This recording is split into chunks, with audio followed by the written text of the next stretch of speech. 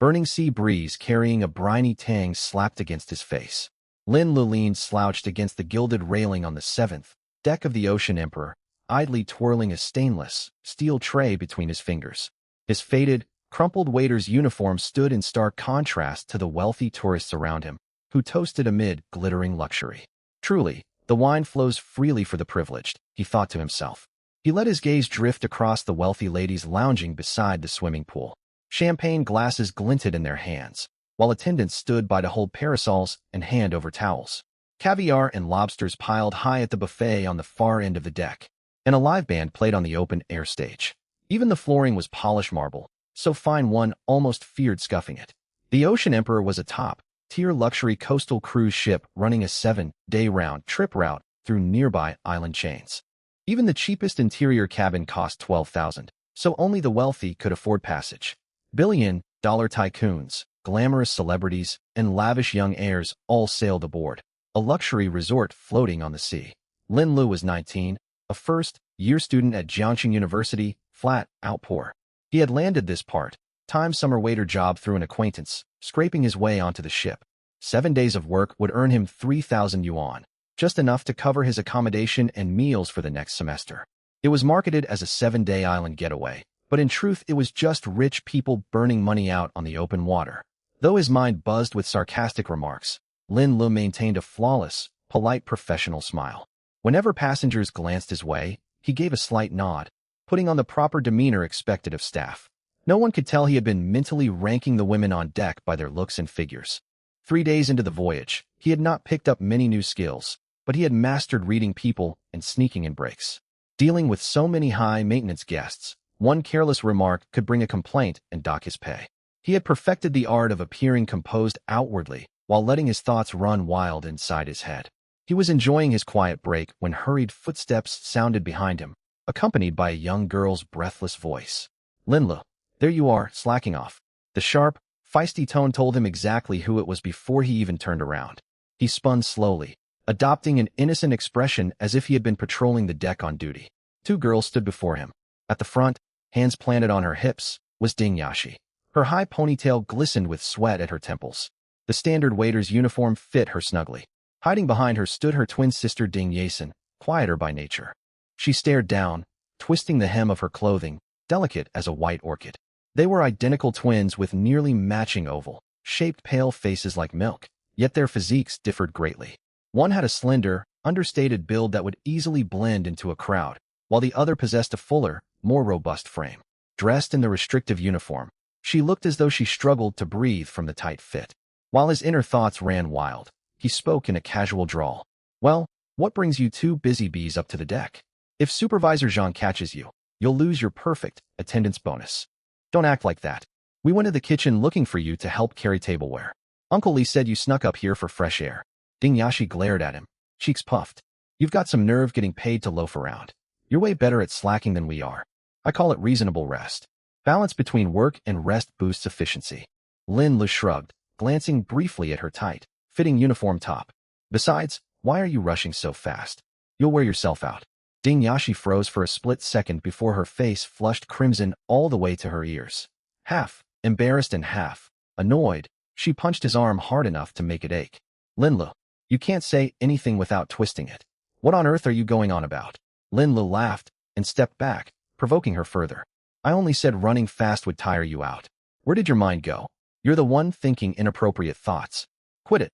She stamped her feet, ready to chase him down. Beside them, Ding Yasin blushed deeply and tugged at her sister's sleeve, her voice soft and anxious. "Yashi, stop, people will see." She kept her head low, the tips of her ears pink, looking like a frightened little rabbit. Seeing how flustered the older sister had become, Lin Lu realized he had gone too far with his teasing. He halted and held up his hands in surrender. "All right, my bad. My mouth ran away with me. My sincere apologies." He pulled 2 chocolate squares wrapped in oil, paper from his pocket, gifts from the pastry chef he had helped earlier, imported treats he had not even touched himself. "Peace offering. Good stuff from the kitchen, for you too."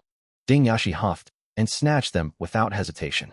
She passed one to her sister and unwrapped hers, chewing as she warned him.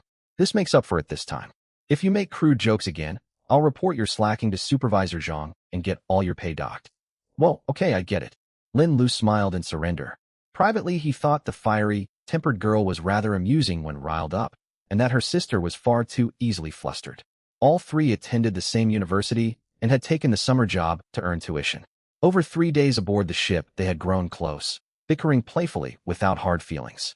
Ding Yason clutched her chocolate and murmured, "Thank you," looking up at him with gentle eyes. Lin Lu felt a faint stir in his chest and was about to tease her lightly when the ship lurched violently beneath their feet. Huh. Ding Yashi steadied herself and frowned out toward the sea. Why is it rocking so hard? Did the waves pick up? Lin Lu lifted his gaze toward the horizon, and his expression darkened. The previously clear sky had vanished beneath heavy, roiling black clouds rolling in from afar. The sea wind turned icy cold, smashing towering waves hard against the hull with deep, thunderous booms. Something is wrong.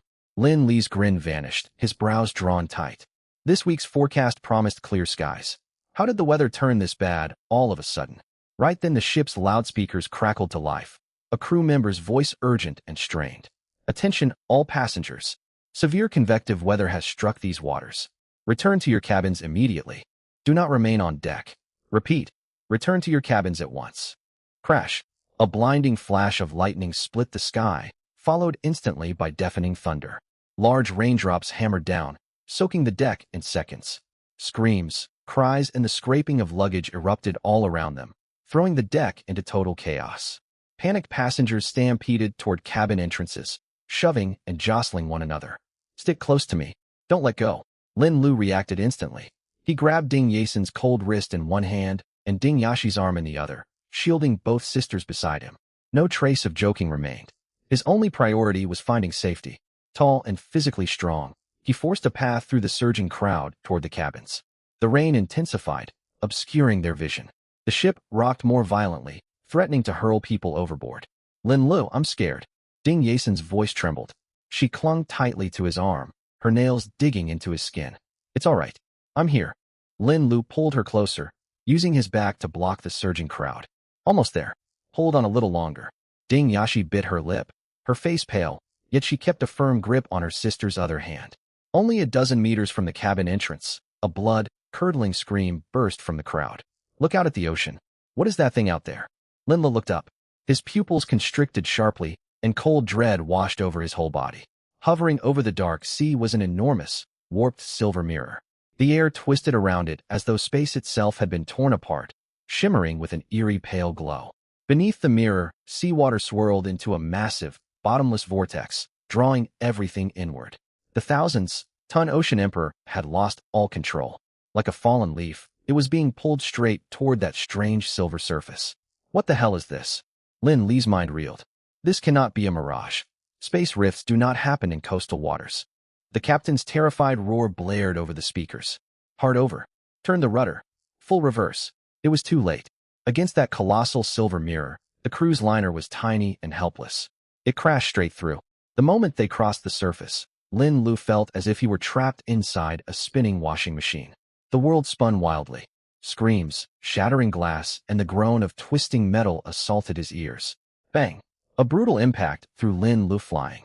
He slammed hard into a metal pillar, the blow nearly knocking him unconscious. Crack, boom. The hull split open. Frigid seawater flooded in, swallowing him whole. Salty water burned his nose and throat. He thrashed, kicking hard to reach the surface. "Yason! Yashi!" He tried to shout, but more seawater rushed into his mouth, his lungs screaming in agony. Chaos and darkness reigned. Wreckage floated everywhere amid the desperate cries of survivors. Splashing, Lin Lu broke through the surface. He wiped seawater from his face and gasped for air, scanning frantically around him. "Lin Lu, help!" A weak voice drifted over from his right, Ding Yason. He spun around. The two sisters clung to a half-meter-wide fragment of deck, bobbing amid the choppy waves. Ding Yason was deathly pale, her lips blue, barely holding on. Ding Yashi held her sister tight, one hand gripping the driftwood. Tears streamed down her face the second she spotted him. "Hang on." Lin Lu swam toward them with every last ounce of strength and seized the edge of the floating debris. The frigid sea numbed his limbs. The storm showed no sign of easing. Wave after wave threatened to flip their tiny piece of wreckage. Lin Lu surveyed his surroundings, his heart sinking. The magnificent Ocean Emperor was gone entirely, only scattered wreckage bobbing on the water. Stretching in every direction was endless dark ocean. No land was visible anywhere. Heavy clouds blanketed the sky, making it impossible to tell which way was north or south. That strange mirror had cast them into a completely unfamiliar stretch of ocean. Lin Lu drew a deep rain-tinged breath, suppressing his inner panic. He looked toward the shaken sisters clinging to the wood and spoke quietly yet reassuringly. Hold on to that plank. Don't let go. We're not dying out here. Privately, however, he could not help but complain. I only took this job to earn tuition money. How did a luxury 7-day cruise turn into survival adrift at sea? Are you kidding me, universe? Cold seawater steadily drained their body heat. Their small fragment of wreckage wobbled precariously on the open water. Lin Lu gritted his teeth to stay afloat, glancing over at the twin girls. Both were ashen-faced, lips blue, nails dug hard into the wood, enduring in silence. Lin Lu was about to urge them to keep fighting when a deep rumble echoed behind him. The roar of surf grew deafening. He whipped his head around. A several-meter-high wall of dark gray water loomed, bearing down on them, its salt spray stinging his skin. Shit! Before he could finish the thought, the giant wave crashed straight into their makeshift raft. There was a sharp crack. The already fragile wood flipped completely over. All three were pulled beneath the churning sea. Weightlessness overwhelmed him. Salt water flooded nose and mouth. His lungs burned as though being crushed. His mind grew foggy. He tried to swim upward, but two pairs of arms locked tightly around his waist. The twin sisters had clung to him out of pure survival instinct, pressing their bodies against his. In this life or death moment, no inappropriate thoughts crossed Lin Li's mind. Only suffocation and fading consciousness remained. His air was running out. Darkness crept over his vision. This is it. 19 years old, and I'm going to end up as fish food. That was his final thought before consciousness slipped away. Just as Lin Lu sank into blackness, a cold mechanical voice resonated deep within his mind. Host life, signs critical. Wilderness survival system activating. Hostbound Lin Lu. Functions loading. Sir, you really ought to move away from here. So many of us women are soaked through. Having a man staying here makes us uncomfortable, and we just don't feel safe. A soft, timid voice carried just loud enough for everyone on the beach to hear. Lin Mingyao stood at the front of the group, fingers twisting at her water-soaked collar. Her pretty face wore a look of troubled grievance, as if she had been wronged. As she spoke, her eyes darted toward the shoreline, where wreckage washed ashore by the tide lay piled up, the only tangible supplies available on this beach. Including Lin Lu and the Ding sisters, 20 survivors were stranded. 19 women, 1 man. Nobody knew whether they were on an island or the edge of a continent. One endless blue ocean stretched out behind them. Ahead lay thick, boundless jungle. Mobile phones were useless bricks with zero signal. Every woman present was strikingly attractive, ranging from cool and aloof to bright and glamorous, pure, looking and intellectual. All were soaked to the skin, their long hair hanging damp over their shoulders, looking bedraggled yet still beautiful. Lin Lu leaned against a rock, legs stretched out, his face impassive, though inward he sneered. Quite the performance. She deserved an award. Safe. Nonsense. With 19 women and only 1 man, if anyone ought to feel unsafe, it should be me. He glanced toward the washed-up wreckage. He saw right through her plan. She wanted to drive the only man off so her group could claim all the supplies for themselves, using gender as a weapon to paint him as a threat. Another woman stepped forward. Wearing thin, framed glasses, Zhou Runan exuded cold intelligence mixed with obvious arrogance. She pushed her glasses up her nose and reinforced Lin Mingyao's argument in a condescending tone. I believe Mingyao has a point. From a group order perspective, a single unfamiliar male within an all-female group is inherently destabilizing. She looked down at Lin Li's waiter's uniform, undisguised contempt in her gaze. You are merely ship staff. You possess no survival expertise or decision-making ability. Staying here will only consume limited resources without contributing anything. For everyone's sake, you should leave temporarily. Lin Lu found it ridiculous. Plainly, they looked down on his background and did not want him sharing their supplies. Grand talk of group interests was just a mask. These sheltered, privileged women would likely become the real burden once true survival hardships began. That's nonsense. Ding Yashi stepped forward furiously, pointing at Zhou Runan, who said he only consumes resources. Those supplies washed in by the sea. They don't belong to you. You just want to hoard everything for yourselves and make up excuses to drive him away. Her blunt words stripped away their pretense.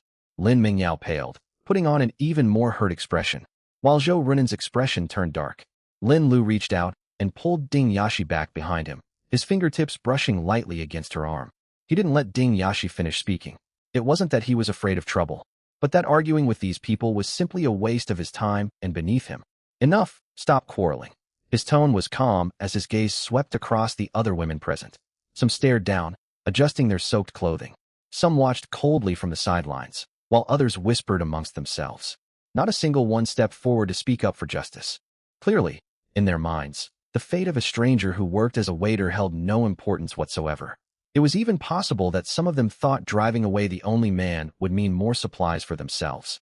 Lin Mo's eyes fell on the pile of supplies not far away, a faint smirk tugging at the corner of his mouth. That little stock would not last them even 2 days. When the time came to head into the mountains to find food, build shelters, and deal with dangers, they would have plenty to cry about. He had no interest in debating right and wrong with this group, nor did he want to stay and work for free while putting up with their bad attitudes. Fine, I'll leave. Lin Mo spoke decisively. Both Lin Mingyao and Zhou Runan stared in surprise, obviously not expecting him to give in so easily. He turned toward the Ding sisters beside him, softening his tone a little. You two stay here. There is safety in numbers, and there are quite a few supplies. If you can serve them, they can keep you going for a while. No way. Ding Yashi shook her head without a moment's hesitation. Ding Yichin nodded right after her, her voice quiet yet firm. We're going with you. These people have terrible intentions. We don't want to stay with them. Ding Yashi pouted in clear disgust. If they can drive you out, they can bully us later. It's much more reliable to stick with you. Lin Mo looked into the girls' earnest eyes and stopped trying to persuade them. All right, come along then. Without another unnecessary word, he turned and walked away from the pile of supplies on the shore. The two Ding sisters followed close on either side of him. Soon the three figures grew more and more distant from the crowd. On the beach, the group of women watched them go, each reacting differently, yet none called out to stop them. Lu Yanyan stood at the very edge with her arms folded. Her cool eyes glanced briefly at the retreating trio before she looked away. She gazed out toward the distant horizon, as if the whole conflict meant nothing to her. Who stayed and who left was of no concern. Bai Ningbing kept her head down, wringing seawater out of her long hair. She never lifted her eyes and had barely registered what Lin Mo looked like. For her priority was drying her clothes to avoid catching a cold. The departure of a stranger was not worth her attention. Zhao Cece leaned against a reef, a playful smile playing on her lips. She shook her head as she watched Lin Mo's back. She thought the young man was somewhat interesting and straightforward, yet far too impulsive. Taking two girls away from the main group in this wild, desolate place meant they would not survive for long. It was only a matter of sooner or later. There was no need to care. Su Wanxing frowned, wiping seawater from her face, upset about her skin and hair damaged by salt water. All she could think about was rescue, and paid no mind to who had left. Since only a waiter was gone, it made no real difference to her. No one in the crowd felt regret or unease. In their view, they had gotten rid of an inconvenient man and secured all the supplies for themselves. Now they only needed to wait for rescue. Everything seemed to be going for the better. None of them realized they had driven away the sole hope for survival on this deserted island. After walking far enough that the reef blocked the women's view behind them, Lin Mo slowed his pace. The cold, mechanical voice inside his head had vanished completely, as though it had never existed. But he knew full well it was real. As he walked, he silently called for the system in his mind. The next instant, semi-transparent text visible only to him appeared before his eyes. Identification site, craft diagrams, environmental perception. Beneath these lines was a smaller note: daily survival grants adaptation points, which may be used to enhance physical capabilities. Lin Mo kept walking with an impassive expression, though inwardly he was reeling. This was exactly the special ability you read about in novels. It was actually real? Should he shout some dramatic line about fortunes changing? He pushed further questions aside. The immediate priority was finding somewhere to settle down. Behind him, Ding Yashi had been ranting non-stop. She ranted about Lin Mingyao's manipulative act and Zhou Runan's false pretense, hardly pausing for breath. What a bunch of people. A whole group ganging up, hiding behind for everyone's sake. They just think the three of us are easy targets. Yashi, don't get so worked up. Ding Yichin tried to soothe her, her own face clouded with frustration. Sis, don't stop me, I'm going to say it. Ding Yashi grew more heated. That Lin Mingyao putting on that innocent act, going on about how us girls feel unsafe. Ugh. If she truly felt unsafe, she could dress more appropriately. And that Zhao Cece, just standing by watching the whole time with that smirk. Just seeing her annoys me. Ding Yichin tugged gently at her sister's sleeve. Yashi, stop talking. I won't. Why did they get to kick him out? Those supplies washed ashore. They don't belong to them. Ding Yashi kicked angrily at the sand. Lin Mo glanced sideways and quickly shifted his gaze elsewhere. Ding Yichen hung her head and murmured softly, I wonder when someone will come rescue us. At those words, Ding Yashi fell silent. Her shoulders drooped. Our phones have no signal. We have no idea where we've drifted to. Her voice faded, all her fiery temper gone. The two girls walked beside him with slow steps, looking like two little cats soaked through by rain. Lin Mo pushed thoughts of the system to the back of his mind and cleared his throat. There is no need to panic. A shipwreck is not the end of the world. Rescue will come eventually. He spoke confidently, yet deep down he knew better. That silvery mirror surface, that strange whirlpool that had swallowed an entire cruise liner in an instant. This was no ordinary maritime accident. No one could say where they had been transported or whether any vessel would ever find this stretch of ocean. They might never go home. When that thought crossed his mind, Lin Mo felt little shock, only quiet acceptance. Ding Yichen lifted her head, eyes glistening. Will people really come for us? Of course. A missing cruise ship is a major incident. The Coast Guard will definitely investigate. Lin Mo said firmly. A helicopter might fly overhead as soon as tomorrow. Ding Yashi snorted. You're just lying. If rescue was coming, wouldn't it be safer staying back there with everyone else? Why would I want to stay with them? Lin Mo rolled his eyes. Those privileged young ladies are too much trouble to wait on. I'd rather look after the two of you. Ding Yashi burst out laughing and gave his calf a light kick. You know how to talk. The atmosphere lightened. After walking a little further, Ding Yichen suddenly thought of something and asked quietly, Lin Mo, what do we do now? Ding Yashi turned to him as well. Yeah, you must have some plan. We can't keep walking along the shore forever. Lin Mo did not answer right away. He slowed his pace while the system ran in his thoughts. He pretended to observe the surroundings as he mentally pulled up the information he needed. The number one rule for survival was water. Next came food, then shelter. He scanned the floating, illustrated information in front of him. There it was. There are three main things we need to do. Find fresh water, find food, and find shelter. Fresh water comes first. Humans cannot last more than 3 days without drinking. Coconuts along the coast can quench thirst, but they will not sustain us long. We have to go inland, where there will be streams or pools. Food is less urgent for now. We can gather seafood along the shore, and there are wild fruits in the woods, though we have to be careful not to eat anything poisonous. Shelter is critical. Temperatures drop sharply at night by the sea. If we sleep exposed to the ocean breeze, we will develop fevers by morning. There are also insects and possible wild animals. Without cover, we will not survive 3 days. He spoke smoothly, as if he had studied survival beforehand. Ding Yashi stared at him in admiration. How do you know all this? Lin Mo kept a straight face. I lived in the countryside with my grandfather for several years when I was small. Poor kids learn to fend for themselves early. That was a lie. His grandfather was a retired teacher who had never worked farmland in his life and could not even tell chives apart from wheat. Still, Ding Yashi believed him, much of her worry fading away. Ding Yichen nodded earnestly, committing his words to memory. While putting on a serious front, Lin Mo's mind raced. This system was incredibly useful. Once they were somewhere private, he would examine its full set of functions. He wondered if Identification Site could pull up information about whatever he focused on for 3 seconds. What would happen if he used it on people? He quickly dismissed the thought. Some things were better left unknown. Let's go. We will look for a place to settle down over there. We must secure shelter before dark. Ding Yichen replied with a soft, and followed. Ding Yashi bounded ahead and waved back toward him. Hurry up, you two. Don't drag your feet. Lin Mo watched her energetic figure and sighed inwardly. He quickened his pace to catch up. They had to find a safe spot to settle. In this untamed wilderness, who knew what dangers lurked? Once shelter was sorted out, they could tackle everything else one step at a time. Once Lin Mo and the Ding sisters vanished around the reef bend, the women on the beach finally looked away. Lin Mingyao pressed a hand to her chest and let out a sigh of relief, as though a threat had just departed. Thank goodness he's gone. I was so afraid he would start a fight. Her voice was soft and fragile, designed to evoke sympathy. Beside her, Zhou Runan pushed up her glasses and spoke coolly. It is for the best that he left early. Less trouble for us later. No one responded. The 17 women stood on the beach glancing at one another. The atmosphere grew awkward. Though all survivors from the same cruise, most were total strangers. Among them were celebrities, entrepreneurs, lawyers, doctors and students, women from every walk of life. A sharp-looking woman in her early 30s was the first to break the silence. Tall, around 173 centimeters, She wore a white dress shirt and black trousers soaked and crumpled by seawater. Her short hair reached her ears, her striking features sharp and perceptive. She did not raise her voice, yet everyone naturally inclined to listen. Let's not just stand here. Let's check what usable supplies washed up over there. She paused and looked over the group. My name is Ji Weiwei. I work in the internet industry. Until rescue arrives, we have to keep ourselves alive. Several women recognized that name at once. Works in the internet industry was an understatement.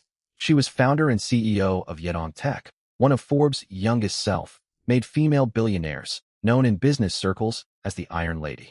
Now the multi-billion-dollar executive stood on the sand just as disheveled as the rest, her shirt hem dripping seawater. Lin Mingyao's eyes lit up, and she hurried over. Ms. Ji, you were on this cruise too. I'm Lin Mingyao, a beauty content creator. Our brand once hoped to partner with your platform. Let's look through the supplies first. Ji Weiwei cut her off. Her tone was calm, yet authoritative as she walked toward the pile of debris. Lin Mingyao was left speechless. She pouted but followed along. The others fell in behind her. Scattered across the beach were items tossed ashore by the tide. Sealed food crates, plastic water bottles, stainless steel tableware, several blankets, a first aid kit, and life vests. It looked like a decent haul, yet divided among 17 people, it would not last long. Ji Weiwei knelt down and pried open a water-damaged cardboard crate containing several cans of luncheon meat and hardtack biscuits. She frowned and turned toward the others. Does anyone here have wilderness or outdoor survival experience? Silence. The women exchanged uneasy looks. After several seconds, a woman in a damp black business skirt spoke up. She was of medium height with soft, full features. I can cook. I hold a Le Cordon Bleu qualification. She brushed sand off her skirt and smiled, dimples showing on her cheeks. Shen Nanxiao, food content creator. Though kitchen cooking is nothing like wilderness cooking, I can only try my best. Ji Weiwei nodded. Is there a medical professional among us? I am a doctor. A woman in dark-rimmed glasses raised her hand, her voice slightly hoarse. She stood with a sturdy, solid build. Her white lab coat was gone. Only a dark blue short-sleeved shirt clung to her skin. Meng shouting, emergency, department physician. I can treat external injuries, near, drowning, and hypothermia, but I can do very little without proper medication. Ji Weiwei gave her a glance and nodded. It is reassuring to have a doctor with us. She addressed the rest of the group. Tell everyone what each of you is capable of. It will help us assign tasks later. Round-robin introductions began. Lu Yinyan stood apart from the crowd with folded arms, saying nothing. Tall at 170 centimeters in her soaked white dress, she had film, star good looks, her skin pale under the sunlight. Someone recognized her and whispered in surprise. Aren't you Lu Yinyan? The actress from Moss. Lu Yinyan gave a brief nod, her gaze fixed out over the ocean as if lost in thought. Bai Ningbing sat on a reef, wringing water out of her long hair. She was extremely slender.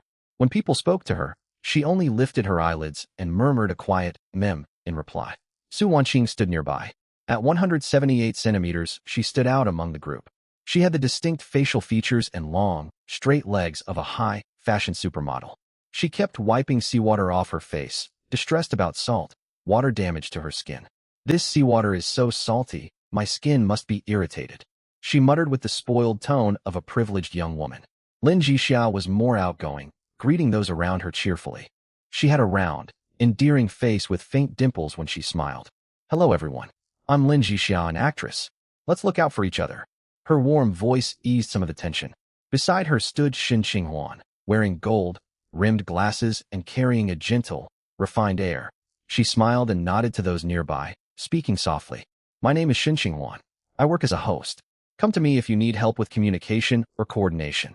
Lin Wanqing stayed near the back of the crowd, her small frame half hidden by others. She was only 160 centimeters tall and weighed 45 kilograms, delicate as a doll. Her damp purple, tipped long hair clung to her face. Someone recognized her. Are you Lin Wanqing from Dreamgirls? She nodded timidly, her voice thin and quiet, before shrinking back into the crowd. Once introductions concluded, Ji Weiwei took stock mentally. 17 women, many accomplished professionals, yet almost none possessed practical wilderness skills.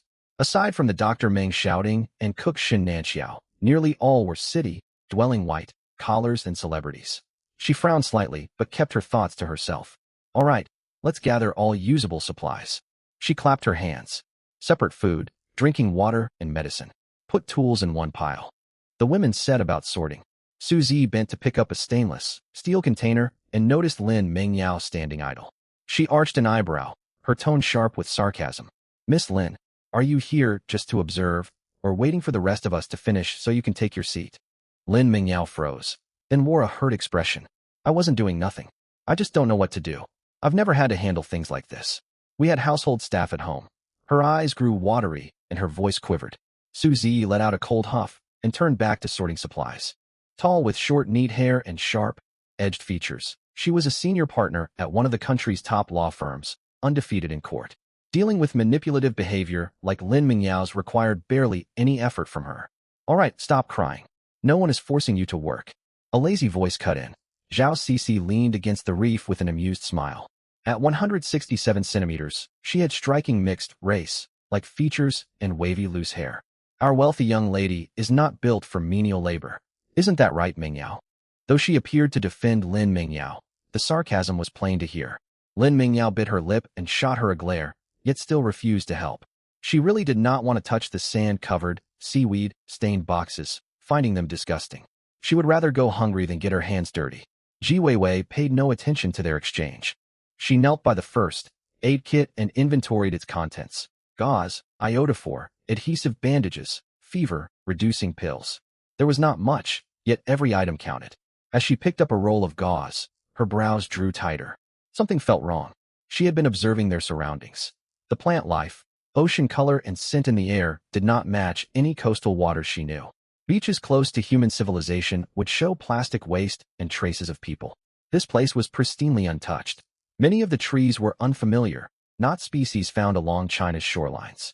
Ji Weiwei stood and stared toward the horizon. The ocean lay glass, smooth. No ships, no aircraft, no sign of human civilization at all. Where exactly had that strange, silvery mirror transported them? Could this still be coastal waters? Deep unease settled over her, yet she said nothing. "Mom, when can we go home?" A timid voice came from behind her. Ji Weiwei turned and saw an 18 or 19-year-old girl holding onto the sleeve of a middle-aged woman. The teenager wore a water-soaked blue and white school uniform, her long damp hair sticking to her cheeks. She had pure, delicate features. This was Shin Yuchu, only daughter of Mayor Lin Zhangwo and his wife Gu Yinshu. The woman beside her was Gu Yinshu. At 42 years old, she looked no older than 35. Her soaked traditional cheongsam clung softly to her figure, highlighting her mature, graceful curves. She patted her daughter's hand gently, her voice calm and soothing. "Don't be afraid. Someone will come for us soon." Even so, worry lurked deep within her eyes. It was such a huge incident that the cruise ship had gone missing. Logically speaking, search and rescue teams should have been dispatched long ago. Yet they had been on this beach for so long, and not a single plane had appeared in the sky. Shin Yuchu bit her lip and asked no more questions, only holding her mother's arm tighter. Ji Weiwei looked away and squatted down to keep sorting through their supplies. She said nothing, yet unease had spread through her heart like twisting vines. This stretch of ocean was far too quiet, unnervingly quiet. The sun blazed high overhead, heating the sand until it burned bare feet. The group spent ages sorting their belongings. Sweat mixed with seawater streamed down their bodies. Their clothes dried only to get soaked again, sticking to their skin and making them unbearably miserable. "I can't go on. It's too hot. I think I'm getting heat stroke." Su Wanqing was the first to give out. Lifting her skirt, she ran toward the coconut trees and dropped onto the cool shade, gasping for breath. The others followed one after another. 17 women huddled beneath 3 coconut trees, making for a somewhat comical scene. Some sat, some leaned against tree trunks, and others lay flat on the ground, having completely abandoned all concern for appearances. Lin Mingyao took a seat right in the middle. She fanned herself with her hand and kept complaining. "What kind of place is this? It's hot, humid, and full of mosquitoes. I've got so many bites on my legs." As she spoke, she lifted her skirt to reveal a pale calf dotted with red welts. Beside her, Zhou Runin glanced over but said nothing. She picked up a large leaf from the ground and used it as a fan. Ji Weiwei stood out in the sun and watched the scene before her, sighing deeply. She knew they ought to gather as many supplies as possible while it was still daylight. But seeing these pampered women on the verge of heat exhaustion, she knew she could not push them too hard. Most of them had never even shopped at a supermarket by themselves. Asking them to haul supplies under the scorching sun was no different from sending them to do heavy manual labor. "Everyone, take a break. Ji Weiwei wiped sweat from her forehead, her voice tinged with helplessness. It looks like no rescue is coming today. We need to prepare to spend the night here. The moment her words fell, murmurs erupted among the group. What? Spend the night here, on this godforsaken beach? No way. Where are the rescuers? The disappearance of a cruise ship is huge news. How could there be no rescue effort? I have a press appearance tomorrow. Everything is ruined. I don't want to stay here. I want to go back. I can't stand this. Complaints echoed all around. Ji Weiwei said nothing, simply watching them vent their emotions. She knew arguing would serve no purpose right now. Letting them release their frustrations was for the best. Once the noise gradually died down, she spoke again in a steady tone. I know this is hard to accept, but this is our reality. We have no working communication devices and no idea of our exact location. No one can say when help will arrive. She paused, her gaze growing more serious. So we have to prepare for the worst-case scenario. If no rescue comes before nightfall, we will have to survive on our own. Her words cast a heavy mood over the gathering. No one complained further, for everyone understood she was telling the truth. Just then, a loud, clear growl of a stomach cut through the silence. The sound was not loud, yet it stood out sharply in the hush. Every pair of eyes turned toward its source. Shin Youchu's face flushed bright red. She bowed her head, wishing she could vanish into the sand. Clutching her stomach, she mumbled softly, I'm sorry, I'm just a little hungry. Gu Yinshu stroked her daughter's hair gently, then turned to Ji Weiwei and spoke in a soft voice. Perhaps we ought to eat something first to settle our stomachs. We can sort everything out once we have food in us. The others nodded in agreement. Yes, let's eat first. I'm practically fainting from hunger. We haven't eaten anything since this morning. Our stomachs are completely empty. Ji Weiwei thought for a moment and nodded. Very well, let's eat. She walked over to the pile of supplies, squatted down and rummaged through them, pulling out several tins of canned luncheon meat and compressed biscuits. The metal cans had been soaked by seawater but remained sealed, so their contents were still edible. She called Shin Nanxiao over to help. Together they pried open the tins and unwrapped the compressed biscuits. 1 portion per person. Eat sparingly. Ji Weiwei passed out the food. Privately, she wished everyone would eat even less. Though the supplies looked plentiful, 17 people would burn through them in only a few days.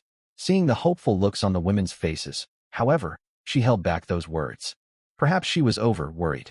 The disappearance of a cruise ship was major news. Search and rescue teams must already be on their way. A helicopter might well appear overhead at dawn tomorrow. Saving small amounts of food would make little difference. It was better to let everyone eat their fill and keep morale stable. She handed out the tins, took one for herself, sat back against a tree trunk, and slowly opened it. Beneath the coconut trees, the group ate canned meat and compressed biscuits with bottled water. The scene felt distinctly bleak. Lin Mingyao stared at her tin of luncheon meat, her brows drawn tight. What even was this? Meat in a metal can? It looked revolting. She was used to Michelin-starred meals and vintage wine. She had never endured such hardship. Carefully spearing a small piece of luncheon meat with her fork, she put it in her mouth. Her expression twisted instantly. It was salty, greasy, with an odd metallic aftertaste. She wanted to spit it out, but seeing everyone else eating, she hesitated to stand apart from the group. She forced herself to swallow, every bite feeling like torment. Su Wanqing fared little better. She bit into a compressed biscuit and nearly choked. It was dry and tasteless, like chewing cardboard. She quickly drank 2 mouthfuls of water to wash it down. Staring at the half-eaten biscuit in her hand, she sank into despair. Was this going to be her diet from now on? As a supermodel, her usual meals consisted of organic vegetables and imported beef. This was unthinkable. Shin Youchu ate quietly, nibbling her compressed biscuit and sipping mineral water. Every so often she glanced toward her mother. Though she found the food unpleasant, her upbringing had taught her not to complain in times like these. Having something to eat was already a blessing. Gu Yinshu watched her well-behaved daughter, her heart aching. The girl had grown up sheltered and privileged. She had never known such hardship. She said nothing, but silently pushed her own portion of luncheon meat toward Shin Youchu. Shin Youchu shook her head and whispered, Mom, you eat it. I'm not hungry. Gu Yinshu smiled and stroked her daughter's hair. Shin Youchu bit her lip and ate the food without further protest. After eating, everyone's spirits lifted noticeably. Some chatted, others dozed against tree trunks, and the atmosphere lightened. At that moment, Zhao Sisi, who had been leaning silently against a reef, suddenly spoke up. Say, since we don't know when rescue will come, shouldn't we talk about how to manage our little group? Her tone was lazy, yet her words caught everyone's attention. Zhao Sisi sat upright. Her gaze swept over the assembled women, a characteristic playful smile playing on her lips. There are 17 of us. Not too many, yet not few. Someone needs to coordinate everything. Otherwise we will descend into chaos, with no clear idea of who should do what. Zhou Runan adjusted her glasses and nodded. That makes sense. A group without a leader cannot function well. Then who should take charge? Suzy raised an eyebrow, her tone laced with scrutiny. Zhao Sisi smiled and turned her eyes toward one corner of the group. I nominate Zheng Qinghe. All heads turned in the direction she indicated. Zheng Qinghe sat on the outer edge of the circle, leaning against a thick coconut tree with her legs stretched loosely out in front of her. Hearing her name called, she stood up. Standing 175 centimeters tall, she had short cropped hair, sharp, featured facial features, and a healthy tan complexion. She wore a black sports tank top and loose camouflage trousers. Her physique was strong and robust, radiating an aura of great physical capability. Zhao Sisi went on. Qinghe used to be a reconnaissance soldier in the Special Forces and took part in international peacekeeping missions. With her here, we will be safe if wild animals show up, or, she paused and smiled meaningfully, or if that man comes back to cause trouble. Many of the women nodded in approval. That's right. I'd feel much safer with Qinghe here. When that man left, his eyes looked dangerous. What if he sneaks back in the middle of the night? With Qinghe protecting us, we have nothing to fear. Lin Mingyao was the first to raise her hand in agreement. I'm on board. Qinghe looks totally reliable. Ji Weiwei thought for a moment and nodded as well. Zheng Qinghe truly is the best candidate. She has military experience and excellent physical fitness. She can make quick judgments when emergencies arise. She looked at Zheng Qinghe. What about you? Would you take on this responsibility? Zheng Qinghe brushed sand off her trousers. Her steady gaze swept over every woman present, and her deep, powerful voice carried clearly. Since you all trust me, I will take on this duty. As long as I am here, I will keep everyone safe. Dusk fell with shocking speed. In barely half an hour, the beach was swallowed by thick night. Salty sea wind swept in from the ocean, sharp and cold against the skin. 17 women instinctively huddled closer together for warmth. The sweltering heat of the day had vanished entirely. Frigid wind seeped through collars and cuffs, and many shivered, goosebumps rising on their arms. It's so cold. I wish I'd grabbed an extra blanket earlier. Su Wanqing huddled in on herself, drawing her long legs toward her chest, her delicate face showing clear distress. She had never known such hardship. Sleeping out on a beach exposed to cold sea breeze felt like a nightmare. Beside her, Lin Mingyao rubbed her arms back and forth and muttered, "The temperature difference here is insane. Our clothes are thin, cold and damp against our skin. It's awful."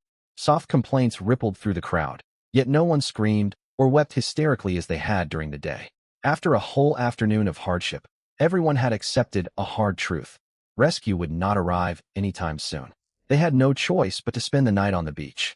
Seated quietly at the edge of the group, Suzy reached into the inner pocket of her suit. Her fingers closed around a hard metallic object. She pulled out a silver windproof lighter. "Gather closer. I will start a fire." Her voice was cool and concise. She walked to an open patch of sand clear of dry grass and bent to gather dry twigs, piling them into a small heap. Zhou Runan stood to help collect branches, speaking calmly. "A fire will keep us warm, and also keep mosquitoes and wild animals away after dark." The women shifted closer, eyes fixed hopefully on the lighter in Suzy's hand. There was a sharp click. A blue flame flickered to life. Suzy held the flame to the thin, dry twigs. They caught fire at once.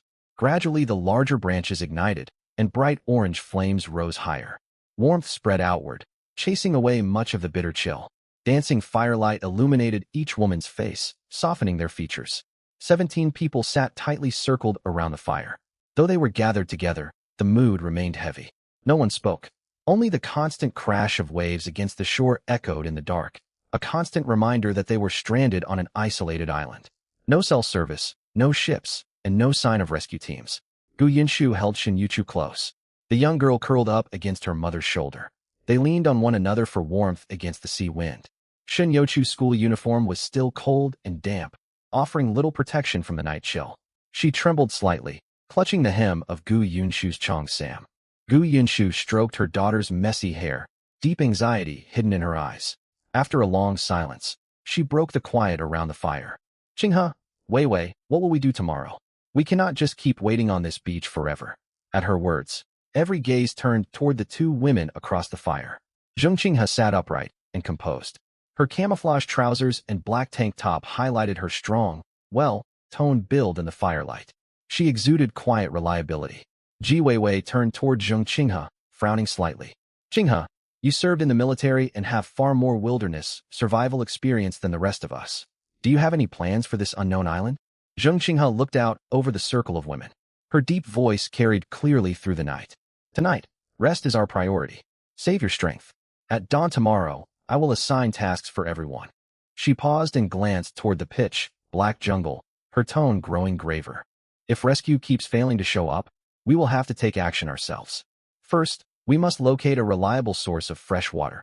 Humans cannot survive without it. Second, we will venture into the jungle to look for edible wild fruit and gather seafood along the shore to build up our food reserves. Third, we need to build shelters to shield us from wind, rain, wild animals, and insects. Nights on this beach grow dangerously cold. Staying exposed will make us sick from hypothermia. Her clear, practical plan calmed many of their fears.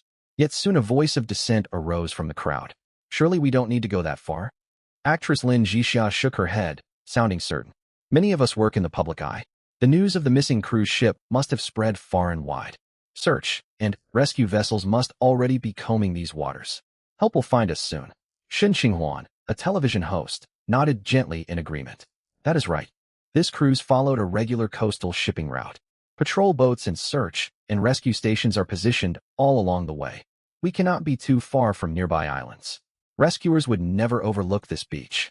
Supermodel Su Wanqing also joined in, her fine features showing disbelief. My agency has my full travel schedule. Once they cannot reach me for one day, they will call the police. Helicopters and rescue ships will come. There is no need to go into the jungle hunting for food and water. Voices of agreement kept rising. Everyone clung to the belief that because of their status and the ship's planned route, rescue would arrive imminently. They saw no reason to prepare for long-term survival. Ji Weiwei listened without contradicting anyone. She stared down at the flickering flames, unsettled feelings coiling tighter inside her. Earlier that day, she had scanned the whole coastline. There was no trace of human-made trash or fishing, boat wreckage anywhere. The plant life was unlike anything found along domestic coastal waters. Recalling that strange silvery mirror-like phenomenon out at sea, she understood better than anyone else that they were most likely far from their original shipping lane. Outside search and rescue operations would almost certainly never find them. But voicing that terrible truth would send these already fragile, spirited women into total panic. She kept her worries locked inside, saying nothing. Silence returned around the fire, broken only by the crash of waves. After some time, Meng Xiaoting, an emergency department doctor, pushed up her black-rimmed glasses and stared toward the dark jungle. A thought crossed her mind, and she spoke softly. Speaking of which, what became of the two girls who left with that man earlier today? I wonder if they are in danger. As soon as the words left her mouth, Lin Mingyao, seated not far away, lifted her eyes at once, a flicker of barely concealed sarcasm flashing across her gaze. She quickly adopted a soft, wronged expression and spoke in a gentle voice. Dr. Ming, why are you still thinking about them? That boy from earlier seems shifty-minded. With those two young girls following him into the mountains, the three of them are probably doing perfectly fine on their own. There is no need for us to worry about them. What is more, they chose to leave the main group of their own accord and abandoned all our supplies. Worrying about them now serves no purpose. If that boy harbors ill intentions, it is a good thing we are safe here instead. These words made Meng Xiaoting's brows draw together instantly. She had only been genuinely concerned about the two young girls. Yet Lin Mingyao had twisted her concern into something else entirely. Seeing the other woman's innocent, aggrieved look, Meng Xiaoting knew arguing with her would be a waste of breath. She simply said nothing more and looked away. Privately, she made up her mind that once rescue teams reached these waters, she would ask the search and rescue personnel to go into the mountains and look for the three of them. Surely nothing too terrible would have happened to them. A 1,000-meter stretch separated the scheming women on the beach from the cave, where a rare sense of peace prevailed. Lin Imo sat with the Ding twins on either side of him, his lap piled high with wild fruit he had just gathered from the woods. Fruits of various colors lay stacked, their aroma mingling with the fresh scent of plants and drifting slowly through the narrow cave. Along the way, he had quietly activated his system's identification vision. Information about every fruit appeared clearly in his field of view. Toxicity, edibility warnings, and ripeness were all laid out before him. Any fruit marked with trace toxins or known to cause dizziness and diarrhea had been picked out and discarded at the cave entrance. Everything remaining in his lap was confirmed completely safe for human consumption. The cave was not spacious. The three of them huddled on the dry stone platform at the back, their bodies pressed close together. Dai Yasin sat quietly on Lin Mo's left, her shoulder pressed fully against his arm. Warm, soft pressure seeped through the thin fabric of their uniforms. After hesitating for a long moment, the slender, fair-skinned girl tugged lightly at the cuff of Lin Mo's sleeve. She tilted her head and looked at the heap of wild fruit between them with large, watery eyes. Her tone held obvious curiosity mixed with faint worry. Lin Mo, are these fruits really safe to eat just like this? I have never seen fruit like these before. What if we get sick? There is not a single doctor anywhere on this deserted island. Lin Mo turned his head. The tip of his nose nearly brushed the top of her soft hair, and he caught the faint, sweet scent of her tresses. They were sitting extremely close. Her shoulder stayed pressed firmly against his. Yasin felt soft and slight, and he could feel her body heat whenever she shifted slightly. If they stayed this close, he would struggle to focus on what he was saying. Outwardly, however, Lin Mo showed no sign of his inner distraction. He calmly picked several different fruits from the pile, pointing to each one in turn as he spoke in a steady, informative tone. Rest assured, I checked every single one carefully. There is nothing wrong with them. This small red one is wild raspberry. It tastes sweet and sour and is full of juice. This oval orange, yellow fruit is a yellow bramble fruit. Its flesh is thick and filling. And this large purple, black wild berry, look how big it is. He lifted the giant berry and held it out in front of Ding Yasin. It was round and plump, nearly the size of Lin Mo's fist. Its surface was covered in tiny droplets, looking incredibly tempting. Ding Yasin's eyes widened. She cupped the fruit gently in her small hands, stunned. How can a berry grow this big? The raspberries I have seen in supermarkets and orchards are only thumb-sized. This is unbelievable. Lin Mo frowned slightly as he stared at the abnormally large berry. Berries of this size could never grow naturally on Earth. Ordinary wild berries were at most thumbnail-sized. Combined with the silver mirror-like surface that had swallowed their cruise ship, he was certain they were no longer on Earth. The women down on the beach still foolishly waited for rescuers. When they learned the truth, they would undoubtedly break down in tears. Pushing the heavy thought aside, he was about to reassure Ding Yasin when movement came from his right. Ding Yashi leaned in, closing the gap between them entirely. Her uniform shifted with the motion of her leaning over. Lin Mo's gaze fell on her figure. The twin sisters shared the same genes, yet their builds were noticeably different. One was slender and delicate, the other more curvy. His eyes lingered on her for a moment before he could look away. Ding Yashi followed his line of sight and immediately understood. Her cheeks flushed bright red. She gave his arm a light swat and chided him softly. Hey, where are you looking? Can you behave yourself? Her gentle rebuke snapped Lin Mo back to his senses. He forced his gaze away and let out a quiet breath, only to find Ding Yasin watching him quietly. A trace of quiet hurt lingered in her eyes, and she spoke in a soft voice loud enough only for the two of them to hear.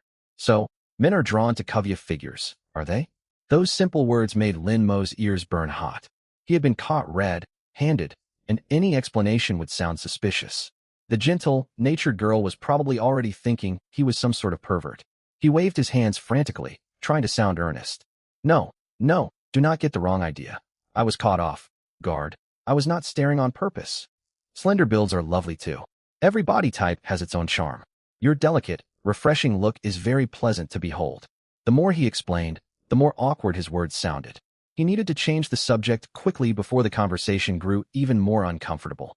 To escape the awkward atmosphere, Lin Mo stood, bent down, and picked out a thick, dry hardwood log from the corner of the cave. He also gathered a thin dry branch and a handful of fine, dry grass to try hand, drilling for fire. Ding Yashi tilted her head curiously as she watched the wood in his hands. You know how to make fire by drilling wood? I have only seen that in documentaries. Can it really produce flames? Lin Mo squatted beside the dry stone platform, wedging the hardwood log firmly into a crack in the rock. He gripped the thin wooden spindle, a faint smile tugging at his lips. It is nothing much. Basic survival skills like this are easy enough to pick up. Thankfully, the system's craft diagrams laid out every step of hand, drilling for fire clearly, which wood to choose, and exactly how to apply friction force. As an ordinary university student, he would never have known such an obscure skill on his own. Following the diagram's instructions, He clamped the spindle between his palms and spun it rapidly back and forth. Wood shavings fell as the spindle ground against the base log. Soon thin wisps of smoke curled upward, and the sharp smell of scorched wood filled the air. Ding Yasin and Ding Yashi both leaned in, watching the friction point intently from either side. They breathed softly, full of anticipation.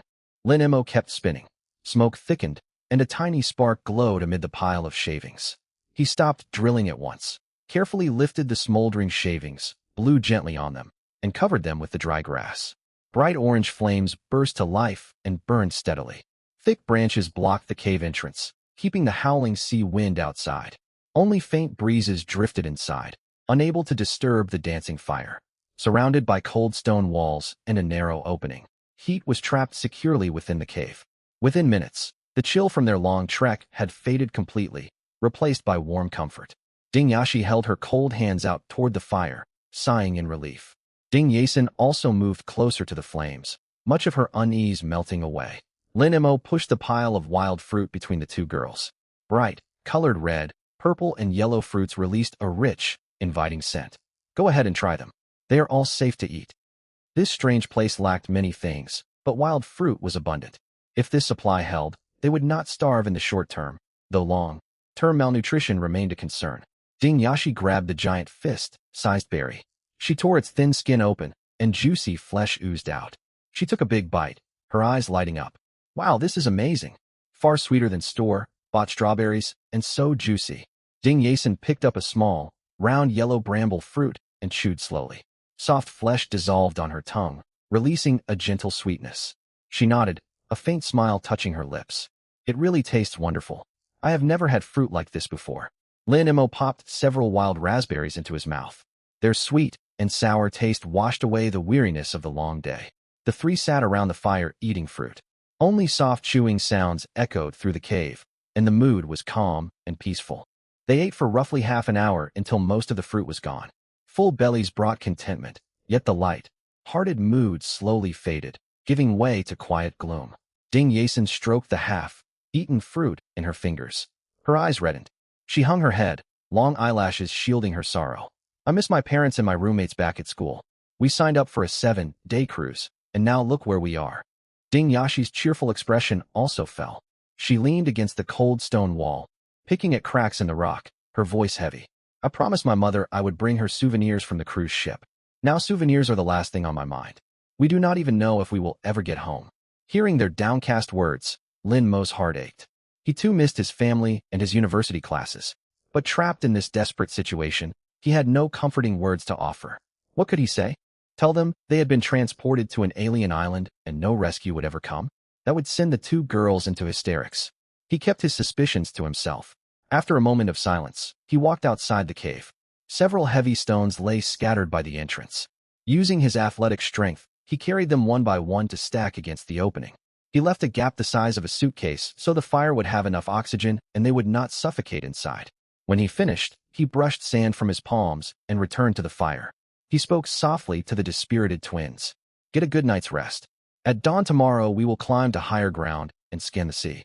If we spot rescue ships or helicopters, that will be ideal. If not, we will make proper plans to survive on this island. Ding Yasin murmured an affirmative reply and leaned against the stone wall to rest. Ding Yashi said nothing more. Exhausted from days of traveling, both fell asleep quickly. Lin Mo added dry branches to the fire several times. When drowsiness overtook him, he also leaned against the stone wall and drifted off. When he regained consciousness, he felt heavy pressure on his body. He opened his eyes slightly. On his left, Ding Yasin slept pressed against his arm, her thin arm wrapped loosely around his waist. On his right, Ding Yashi lay half across his chest, her arms circled around his torso. They had unconsciously drawn toward warmth in their sleep. Careful not to wake them, he slowly and gently untangled their arms from his body. It took considerable effort to free himself. His face warm, he stood up and stepped quickly out of the cave. He stood at the entrance, breathing in the cool morning breeze to calm himself. Inside, the twins still slept soundly, faint color on their cheeks and their breathing steady. Meanwhile, the 17 women on the beach had endured a terrible night. Without stone walls for shelter, the fierce ocean wind cut through their thin clothing. Most of them had woken up freezing in the middle of the night, huddling together near their fire for warmth. Hardly anyone had truly slept well. Dawn broke across the sky. They ate a meager breakfast of compressed biscuits and canned food. Ji Weiwei squatted by their stored supplies and inventoried what remained. Few cans and little bottled water were left. Even with strict rationing, 17 people could survive on them for at most 2 days. Once food ran out, they would face catastrophe. She understood how grave their situation was, yet feared that telling the full truth would spark panic among the fragile group. Holding half a leftover biscuit, she walked over to Zheng Qinghe, who was stretching beside a coconut tree. Her muscled frame looked reassuring in the morning light. Ji Weiwei chose her words carefully. "Qinghe, we have finished breakfast. What should we do next? We cannot keep wasting time staying on this beach." Zheng Qinghe straightened and scanned the beach and the endless forest behind them. She laid out a clear plan. 2 things are most urgent. First, build proper shelters. Nights on the beach are far too cold. People will fall ill if we keep sleeping here. Second, search the shoreline and nearby woods for edible shellfish, wild fruit, and plants to supplement our dwindling supplies. Our current food will not last long. I will split everyone into 3 teams to work more efficiently. Hearing this, the women gathered around, eager to hear their assignments. Some hoped for lighter tasks, while others prepared themselves for hard work in the forest. Zheng Qinghe began assigning groups and duties. Team 1 has 6 people: Lu Rian, Bai Ningbing, Su Wanqing, Lin Jixia, Shen Qinghuan, Lin Wanqing. You will search the shoreline and forest edges for wild fruit, shellfish, and edible plants. Lu Rian will lead you. Do not go deep into the woods. Turn back immediately if you encounter anything strange. The women called out, exchanged glances. Lu Rian nodded calmly, glancing at Su Wanqing, whose face fell at the thought of foraging. She dared not complain aloud in front of everyone. Bai Ningbing remained quiet, tucking her damp hair behind her shoulder, detached from the commotion. Lin Jixia smiled and whispered to Shen Qinghuan, who nodded gently. At the back of the group, Lin Wanqing clutched her clothes nervously, afraid of going into the woods. Zheng Qinghe continued. Team 2 has 7 people: Su Zi, Shen Nanxiao, Song Anren, Ji Weiwei, Meng Xiaoting, Gu Yunshu, and Shen Yuqiu. Ji Weiwei leads this group. Gather branches, thick logs, and large leaves to build a sturdy communal shelter. Meng Xiaoting, as our doctor, can treat any scrapes or injuries from manual labor. Shen Nanxiao sighed. She was used to cooking, not hard physical work. Meng Xiaoting adjusted her glasses. Her strong arms meant she had no fear of heavy labor. Gu Yunshu patted her daughter Shen Youqiu's hand to soothe her. The little girl clung close to her mother, unhappy at the sight of rough branches and stones. Su Zi stood impassive in her sharp black suit. She was physically capable of labor, but disliked the hassle. Ji Weiwei accepted the assignment without hesitation, knowing shelter was essential for long-term survival. The last team, Zheng Qinghe said, looking at the 4 remaining women, is myself, Lin Mingyao, Zhou Runan, and Zhao Sisi. We 4 will stay on the beach, watch the sea and sky for rescue ships or helicopters, and guard our supplies so they do not get damp or lost. Once the assignments were finalized, the group stirred. Lin Mingyao hurried over to Zheng Qinghe's side, leaning toward her with a sweet, ingratiating tone. Sister Qinghe, I am glad I am on your team. We feel so much safer with you here. She edged closer, looking docile and obedient, secretly delighted to avoid foraging and construction work. Keeping watch on the beach waiting for rescue was the easiest task of all. Zhou Runan also stepped forward, adjusting her glasses and echoing her words. Your arrangements are very sensible. Keeping watch for rescue is important work that cannot be neglected. It is perfect for us to assist you. She had her plans all worked out. Building a shelter would demand enormous physical strength, and heading into the mountains to search for food meant enduring insect bites, scorching sun, and drenching rain. Staying behind on the beach was by far the easiest option, with no hard labor required. Naturally, she would heap praise on Zheng Qinghe to hold onto this cushy assignment. Zhao Sisi leaned lazily against a coconut tree trunk, casually brushing back her wavy hair with a playful smile tugging at her lips. She knew full well that she herself had been the one to propose Zheng Qinghe as team leader. Zheng Qinghe remembered that favor, which was why she had not assigned her to any of the grueling work groups. Getting to sit safely on the beach and watch everything unfold suited her perfectly. Not far away, the 6 people getting ready to head into the mountains for food and the 7 set to build the shelter were all simmering with resentment. Why should the 4 staying on the beach escape all physical work while every tough chore falls on us? Su Wanqing frowned delicately, her fingers plucking irritably at her soaked skirt, overcome with grievance. As a supermodel, she normally put immense effort into caring for her skin. Now she would have to trudge through the woods under the blazing sun. Sunburn and insect stings were inevitable, and just the thought of it distressed her. Shen Nanxiao rubbed her aching wrists. She was skilled at cooking, but completely unused to heavy-duty work such as hauling thick tree trunks. So the shelter-building task would surely take its toll on her. A cold glint flickered in Su Ziyi's eyes. She could see clearly that Lin Mingyao and Zhou Runan were merely opportunists currying favor with Zhang Qinghe to dodge hard labor. Yet as she glanced around at the others, she realized everyone understood the same thing. News of the crew's ship disappearance had spread, and rescue teams would most likely reach these waters very soon. They would be rescued in a day or two at most. There was no point starting a public argument over group assignments and tearing the group apart. The others shared this mindset. Even though they were deeply dissatisfied with the allocation, they said nothing, knowing they would not be stuck here for long. Lin Mo squatted at the mouth of the cave as morning light filtered in, cool dampness seeping from the stone walls. A system interface floated silently in his mind, displaying one bright number, 1 adaptation point, settled from last night. So long as he survived each day and completed basic survival actions, he would earn adaptation points.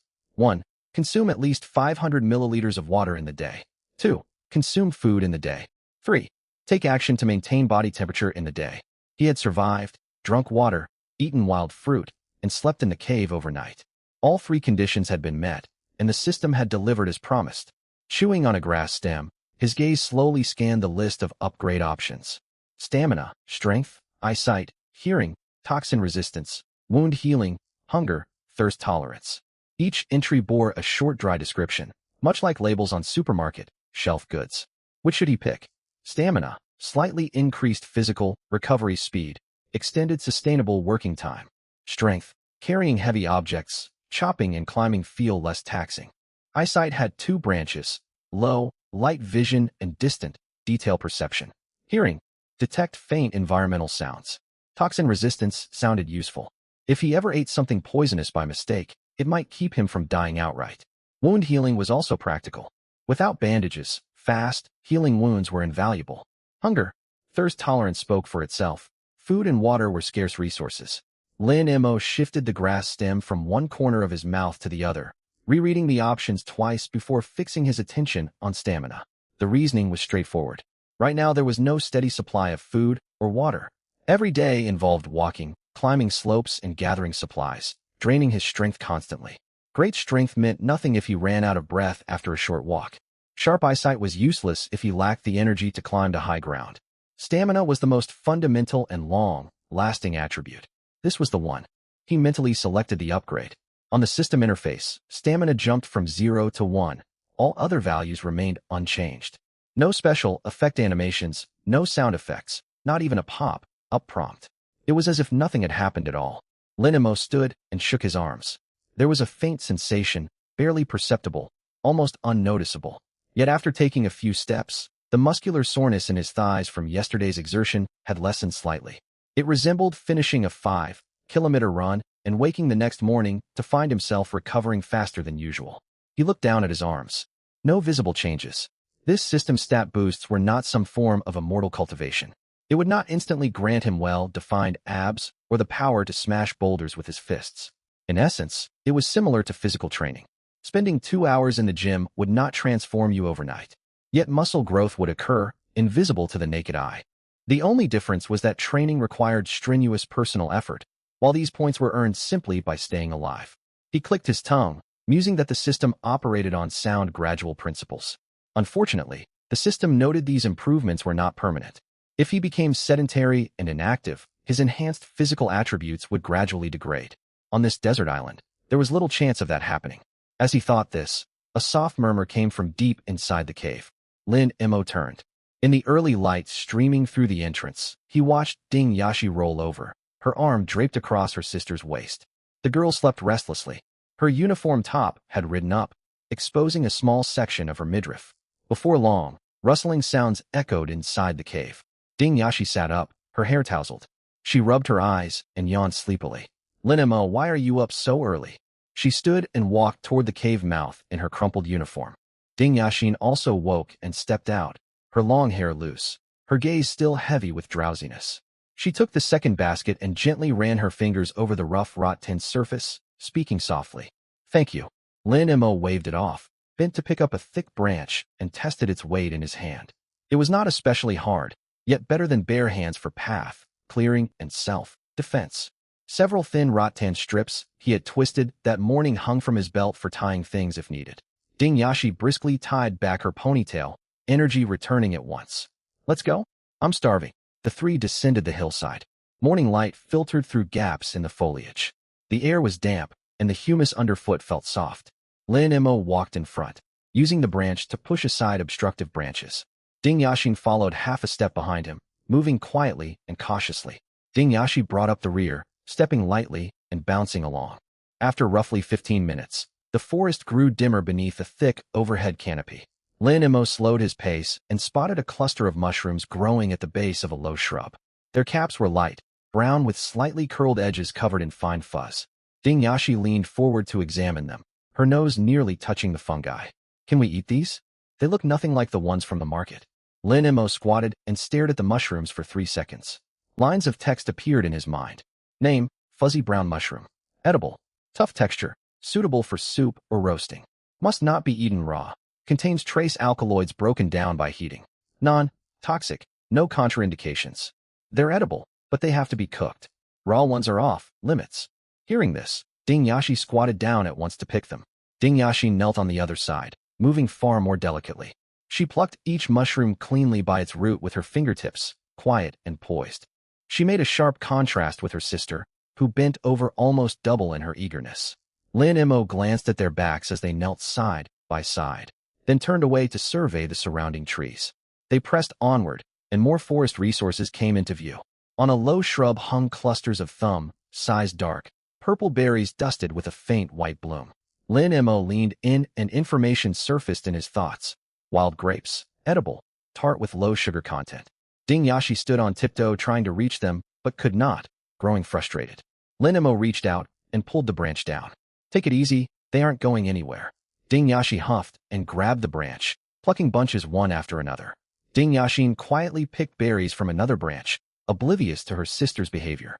After nearly an hour, both baskets were full. They held brown mushrooms, wild grapes, more yellow raspberries, and several leafy, edible wild plants Lin Mo had confirmed were safe. Ding Yashi shook her aching wrists, her ponytail swinging. I'm worn out. You have to wash the fruit when we get back. Fine, I'll wash them and you eat. Fair enough. That works for me. Ding Yashin looked down at the overflowing baskets, a small smile playing on her lips. With this food, they would not go hungry for the day at least. As they prepared to turn back, Lin Mo halted abruptly. A faint rustling drifted from deep within the bushes to his right. Leaves were being brushed aside. The sound was quiet and continuous, mostly masked by wind-swayed foliage. Yet his ears caught it. He raised a hand and gestured to those behind him. Ding Yashi fell silent immediately, and Ding Yashin held her breath. Both moved to stand close behind him. Lin Mo tightened his grip on the branch and advanced cautiously toward the thicket. Crouching low, he used the tip of his branch to lift a broad leaf aside. Behind the bushes, an animal stood with its head lowered, rooting at the ground. Lin Mo's pupils constricted at the sight. This creature was not native to Earth. The animal lifted its long, narrow head. Small round eyes locked straight onto their hiding spot. Lin Mo held his breath, his gaze fixed firmly on it. 3 seconds passed. Text materialized in his mind. Name, scaled, horned weep, goat. Herbivore. Low aggression. Edible parts. Entire body tough, meat best stewed. Optimal capture method. Traps or group hunting. This individual suffers an old fracture to its left hind leg and has limited mobility. Note, scales are inedible and must be removed. An old fracture to the left hind leg. Lin Mo's eyes flicked to that limb. Sure enough, the left hind leg hung useless, never touching the ground, supported only by its 3 other limbs. The leg was thinner than normal, its muscles visibly atrophied, causing a pronounced limp as it moved. He moistened his lips. Lame, low, aggressive herbivore, hundreds of pounds of meat. This was pure luck. Only yesterday he had worried about lacking a steady source of meat, and now prey had practically hobbled right to him.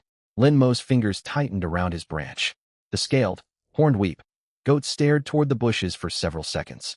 Detecting no obvious threat, it lowered its head once more to root in the dirt, its beak, like snout thudding softly against the soil. Lin Mo glanced sideways and gestured sharply to the twins. Stay still. Make no noise. Ding Yashi huddled where she squatted, hands clamped over her mouth, eyes wide. Ding Yashi knelt beside her, her face pale, clutching her sister's sleeve tightly. Neither dared breathe loudly. Lin Mo bent low and crept forward. The soft humus absorbed nearly all sound of his footsteps. He edged along the bush perimeter, moving extremely slowly, placing each foot carefully before shifting his weight. Like a cat stalking prey, he had to be cautious. If spotted, he doubted his current physical condition could overtake the creature. Even lame, a four-legged animal still possessed an advantage over him. When he was roughly 5 steps away, the animal suddenly lifted its head. Its ears pricked upright, and its long snout swung toward Lin Mo's hiding spot. Those round eyes locked onto the bushes, no longer merely glancing. Lin Mo saw the muscles in its hindquarters tense. They had been spotted. It was hardly surprising. Even apex predators failed hunts frequently. Being detected was common, especially since his stealth could not match that of wild hunters. Once discovered, the prey would flee. The thought had barely crossed his mind when the scaled, horned weep goat spun and bolted deeper into the woods. Propelled by 3 working legs, its pace was not rapid, yet the gap between them was enough for it to burst out into the open beyond the shrubbery. Damn! Lin Mo burst from cover, branch raised high, and swung hard toward the creature's back. He missed. The branch only grazed the tip of its tail, cutting through empty air without touching its skin. Startled, the scaled, horned weep goat let out a sharp bleat and hobbled toward denser woodland. Its uneven gait wobbled as its useless left hind leg dangled. Even so, it was not moving slowly. Lin Mo sprinted in pursuit, feet crunching over dry leaves and stones, quickly closing the distance. Panicking, the animal crashed sideways into a thick tree trunk. A dull thud resonated. It rebounded off the bark, stumbled, and tumbled onto the ground. Lin Mo gave it no chance to scramble back to its feet. He charged forward and swung the branch hard at the creature's injured hind leg. A dull crack echoed. The scaled horned ibex sheep let out a shrill scream, its hind leg completely shattered. It struggled to stand, thrashing wildly with its 3 remaining legs, scales mixing with dirt. Lin Mo tossed aside the branch and threw himself on top. He pressed his knee into its torso, one hand pinning its narrow head to hold it firmly against the ground. The beast fought ferociously, its muscles tensing, its scales scraping painfully against his palms. But with one hind leg useless, it could not muster enough strength, and its struggles gradually weakened. Lin Mo pulled a thin vine from his belt, looped it around its neck, and pulled tight with both hands. Gasping sounds escaped the scaled horned ibex sheep's throat. Its paws scrabbled against the sand a few times before it slowly went still. Lin Mo did not loosen his grip. He held the vine tight for another dozen seconds to make sure the body went limp, then slowly released the vine and stood upright. Sweat soaked his back. The vine had left 2 red marks across his palms, and the edges of his hands were scraped raw by the creature's scales. He glanced down at his hands, shook them off, and straightened up. A quiet gasp came from behind him. Ding Yashi peeked out from behind the bushes, her face deathly pale as she bit her lip. Ding Yichen stood behind her. The elder sister's lips trembled, one hand covering her eyes, revealing only half her face. Neither dared draw near. Ding Yashi stared from afar at the motionless scaled creature on the ground, her voice trembling slightly. Is it dead? It's dead. Lin Mo wiped sweat from his forehead, bent down to grab the scaled horned ibex sheep by the hind legs, and flipped it over. Its scales glinted with a dull gray sheen in the dim light. Its torso no longer rose and fell. It had stopped breathing entirely. Ding Yichen turned her head away, fixing her gaze on a nearby tree trunk to avoid looking at the body. Lin Mo lifted the creature by its hind legs and hefted it. It was heavier than he expected. Its scaled body did not look large, but it was densely muscled. It must have weighed well over 100 gene. Once skinned and butchered, the meat would feed the 3 of them for days. Don't feel sorry for it. Noticing the pity in their eyes, Lin Mo spoke, his voice hoarse. He had shouted during the takedown, and his throat still ached. We don't even know if we can get off this island. Situations like this will only grow more common. When food runs out, anything can be meat. Ding Yashi bit her lip and said nothing. Ding Yichen slowly turned back, still avoiding looking at the carcass, and asked softly, "What kind of animal is this? I've never seen one. It looks a little like a sheep, but it has no horns." Her question was cautious, filled with genuine confusion. The sisters had grown up in a county town and rarely encountered unusual wildlife, though they knew what sheep looked like. This creature had short legs, a round body, and a narrow head. Aside from its approximate size, it bore little resemblance to a sheep. Lin Mo glanced at the scaled horned ibex sheep hanging from his hands. Words surfaced in his mind once more, scaled horned ibex sheep. Yet he could not say it aloud. He could not possibly explain that he had learned the name from a system, nor could he account for why a species that should not exist on Earth had appeared on this island. The scales covering its body only made it stranger. If the system had not told him what it was, Lin Mo might have mistaken it for some kind of mythical beast. It doesn't matter what we call it. What matters is that it's edible. He shifted his grip, slung the broken hind leg over one shoulder, stooped to brace the creature's torso against his shoulder, and heaved to lift it fully. The rough, cold scales dug into his shoulder blade, still holding traces of body heat.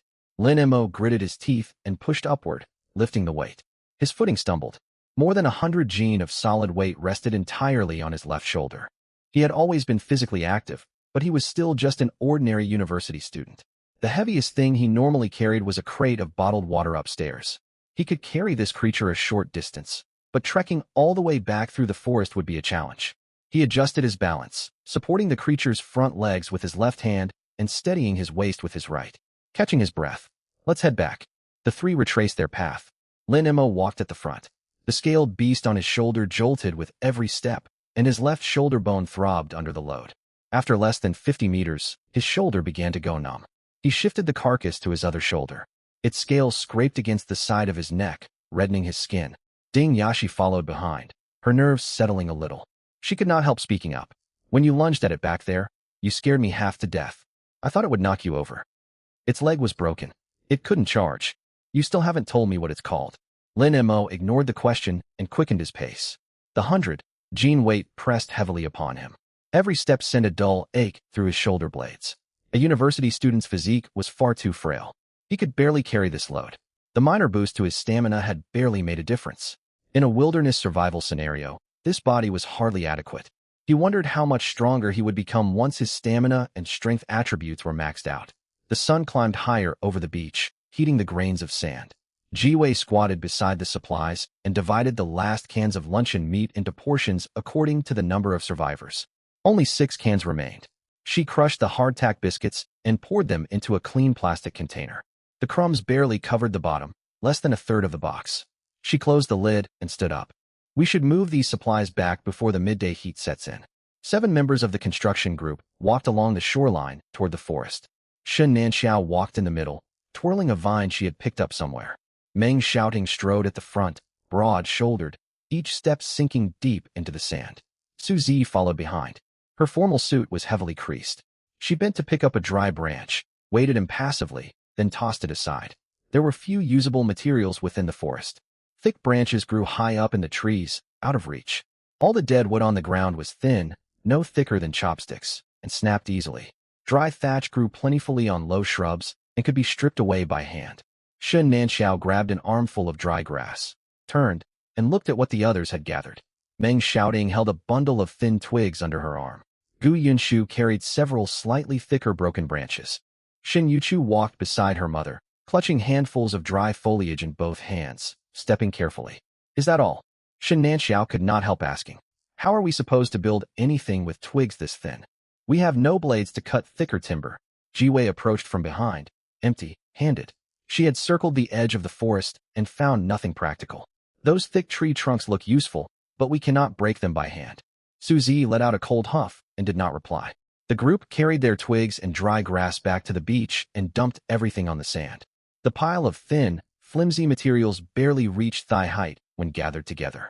Lin Mingyao had been sitting beneath a coconut palm fanning herself. She trotted over to look at the pile. She tilted her head and poked one of the twigs with her fingertip. It snapped cleanly. She sighed softly, putting on a helpless expression. The branches are so thin. Won't the shelter collapse in the wind? Where will we sleep tonight? Ji Wei's eyelids twitched. She glanced at Lin Mingyao's spotless fingernails and cuffs free of sand, but said nothing. Zheng Qinghe knelt down to sort through the twigs, her brows drawing together. What's this? Only this much.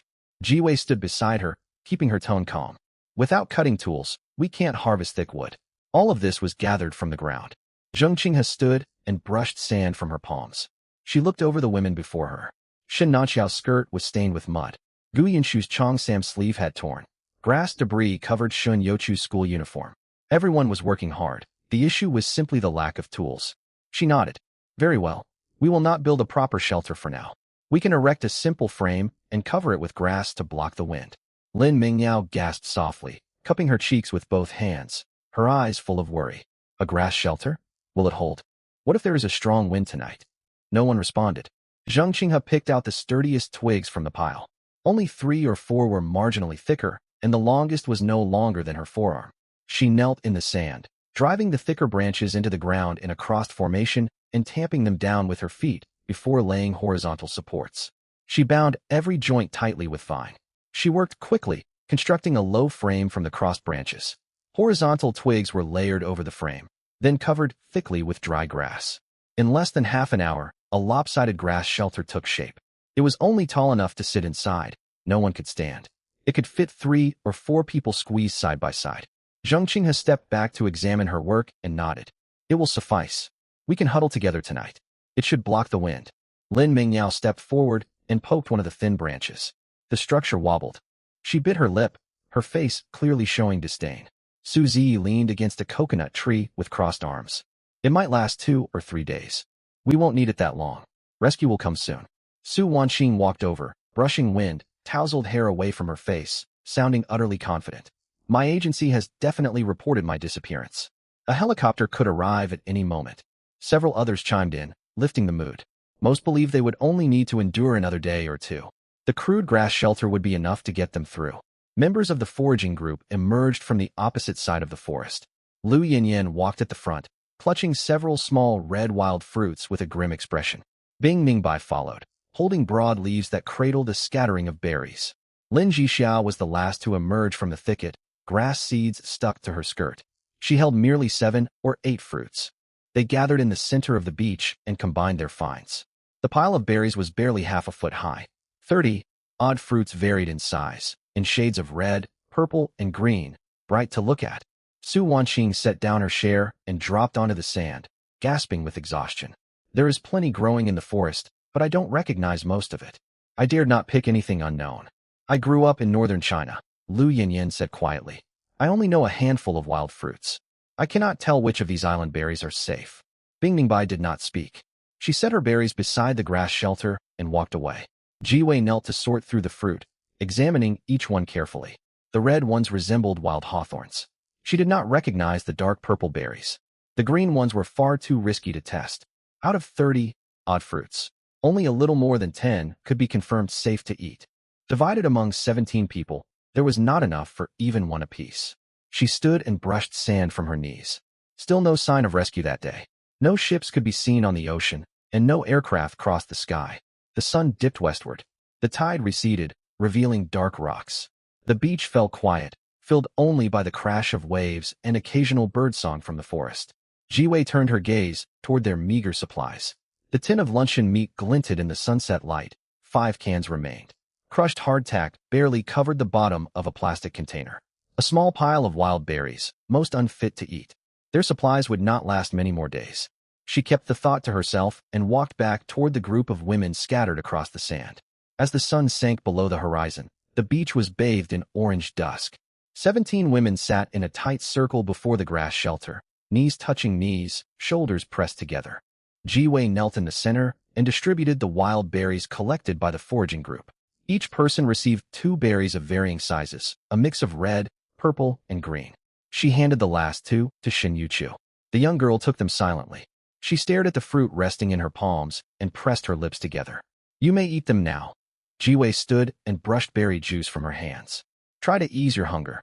Lin Mingyao stared at her 2 berries with a deep frown. One wrinkled purple berry looked like overripe grapes. The larger red one appeared extremely sour.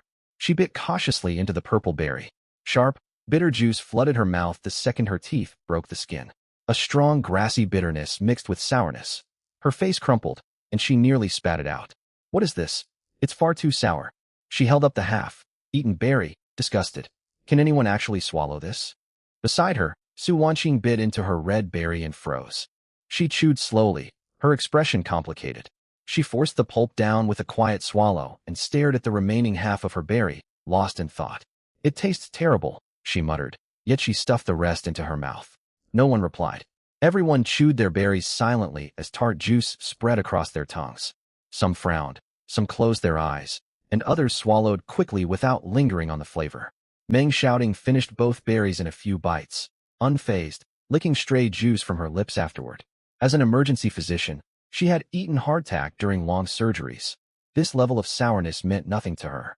Lin Jixiao winced from the sharp sour taste, but finished her fruit without a sound. Shen Qinghuan ate slowly, her expression pained yet her movements elegant, as if taking medicine. Bing Mingbai chewed twice, then leaned against a tree trunk and fell silent. She was already underweight. The sour berries sent dull cramps through her empty stomach, yet she endured it without complaint. Zheng Qing has sat on the outer edge of the circle and finished her berries in 2 quick bites.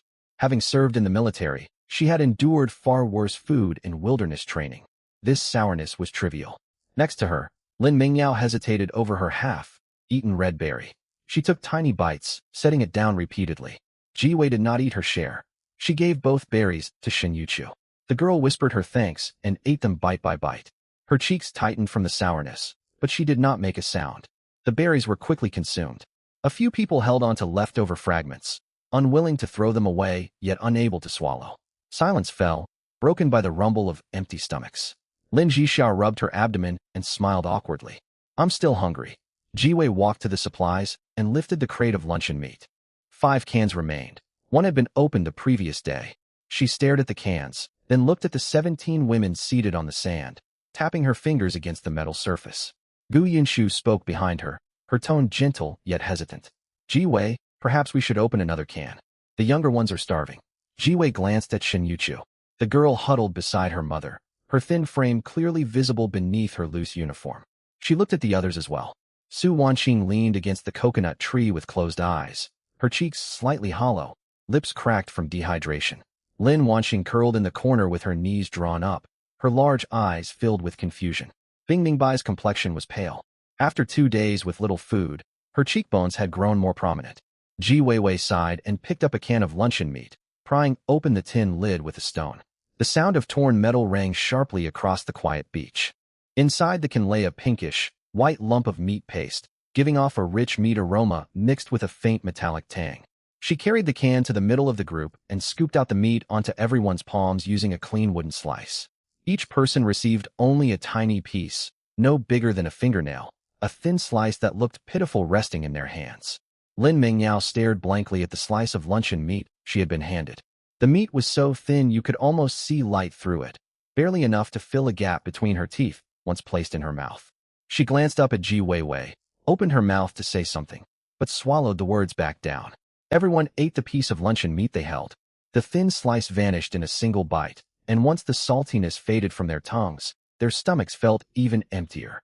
Gu Yinshu split her portion in half and offered it to Shen Yuqiu. The young girl shook her head to refuse, but Gu Yinshu insisted on placing the meat in her palm. In the end, mother and daughter each ate half of the already minuscule slice. The makeshift meal came to an end. Silence fell before the straw hut, no one speaking. Waves crashed continuously against the shore, and the sun sank little by little, staining the clouds along the horizon ash red. Su Zi leaned against a rock, clutching an empty mineral water bottle in her hand. She twisted off the cap and peered inside. Only a thin layer of moisture coated the bottom, not a single drop that could be poured out. She screwed the cap back on, set the bottle beside the rock, closed her eyes and rested against the stone. Shen Nanxiao shook her own water bottle. A small sip remained inside. She moistened her lips, but did not drink, resting the bottle on her knees and staring at it. Nearly everyone was running low on water. Bai Ningbing sat on the edge of the straw hut, her water bottle already empty. She could not bring herself to throw it away and kept it tightly gripped in her hand. Her throat was parched as if stuffed with sand, and swallowing sent a faint stinging pain through her. She licked her cracked lips. Loose skin peeled at the corners, and the motion drew a faint streak of blood. Zheng Qing has stood and walked to the water's edge to look out. The tide was rising, and there was nothing on the open sea. No ships, no aircraft, nothing at all. She stood watching for half a minute, then turned back, sat down beside the straw hut, and said nothing. Lin Wanqing suddenly hunched her shoulders and buried her head between her knees. Her shoulders trembled, faintly at first, then shaking more violently. A soft, muffled whimper escaped her, trapped between her knees and chest, heavy enough to tug at anyone's heart. Su Wanqing turned her head away, her eyes growing red. She made no sound, but tears slowly welled up at the corners and slid down her cheeks. Drop after drop fell, and she did not wipe them away, letting the wet streaks spread across her face. Shin Yuchu raised a hand to wipe her eyes, her fingertips damp with tears. Gu Yinshu wrapped an arm around her daughter's shoulders and pulled her close. The young girl leaned against her shoulder, silent tears streaming down, leaving a dark, damp patch on the front of her school uniform. No one spoke. Only suppressed sobs drifted through the cooling dusk, caught and tossed back and forth by the roar of the waves. Once darkness fully settled, the temperature on the beach plummeted abruptly, as if all warmth had been stripped away. Salty, damp gusts of wind swept across the sand, slipping through every opening in their clothing. 17 people squeezed beneath the straw hut, knees bumping against knees, shoulders pressed against shoulders, packed tightly together. The hut had been built low to begin with, leaving no room to sit upright. Everyone hunched over and curled up, like a row of cats crammed inside a cardboard box. Lin Mingyao was tucked furthest inside, her back pressed against rough, dry branches. To one side was Meng Xiaoting's broad frame, and Su Wanqing's slender form pressed against her other side. She was sandwiched between them like a sandwich. "It's so cramped," she muttered quietly and tried to shift, but there was nowhere to move, surrounded by bodies on all sides. Su Wanqing lay partially on her side, her long legs drawn up, with a handful of dry grass beneath her hips. She had always slept on custom, made mattresses at home, and now the hard branches dug painfully into her spine. She twisted repeatedly, unable to find a comfortable position. Gurgle, someone's stomach rumbled, loud in the quiet night. Another rumble followed soon after, then a third, echoing one after another. Shin Nanxiao rubbed her stomach and sighed. Those thin slivers of luncheon meat might as well have been nothing. Her stomach felt hollow enough to race horses. She rolled over, stirring the pile of dry grass with a rustle.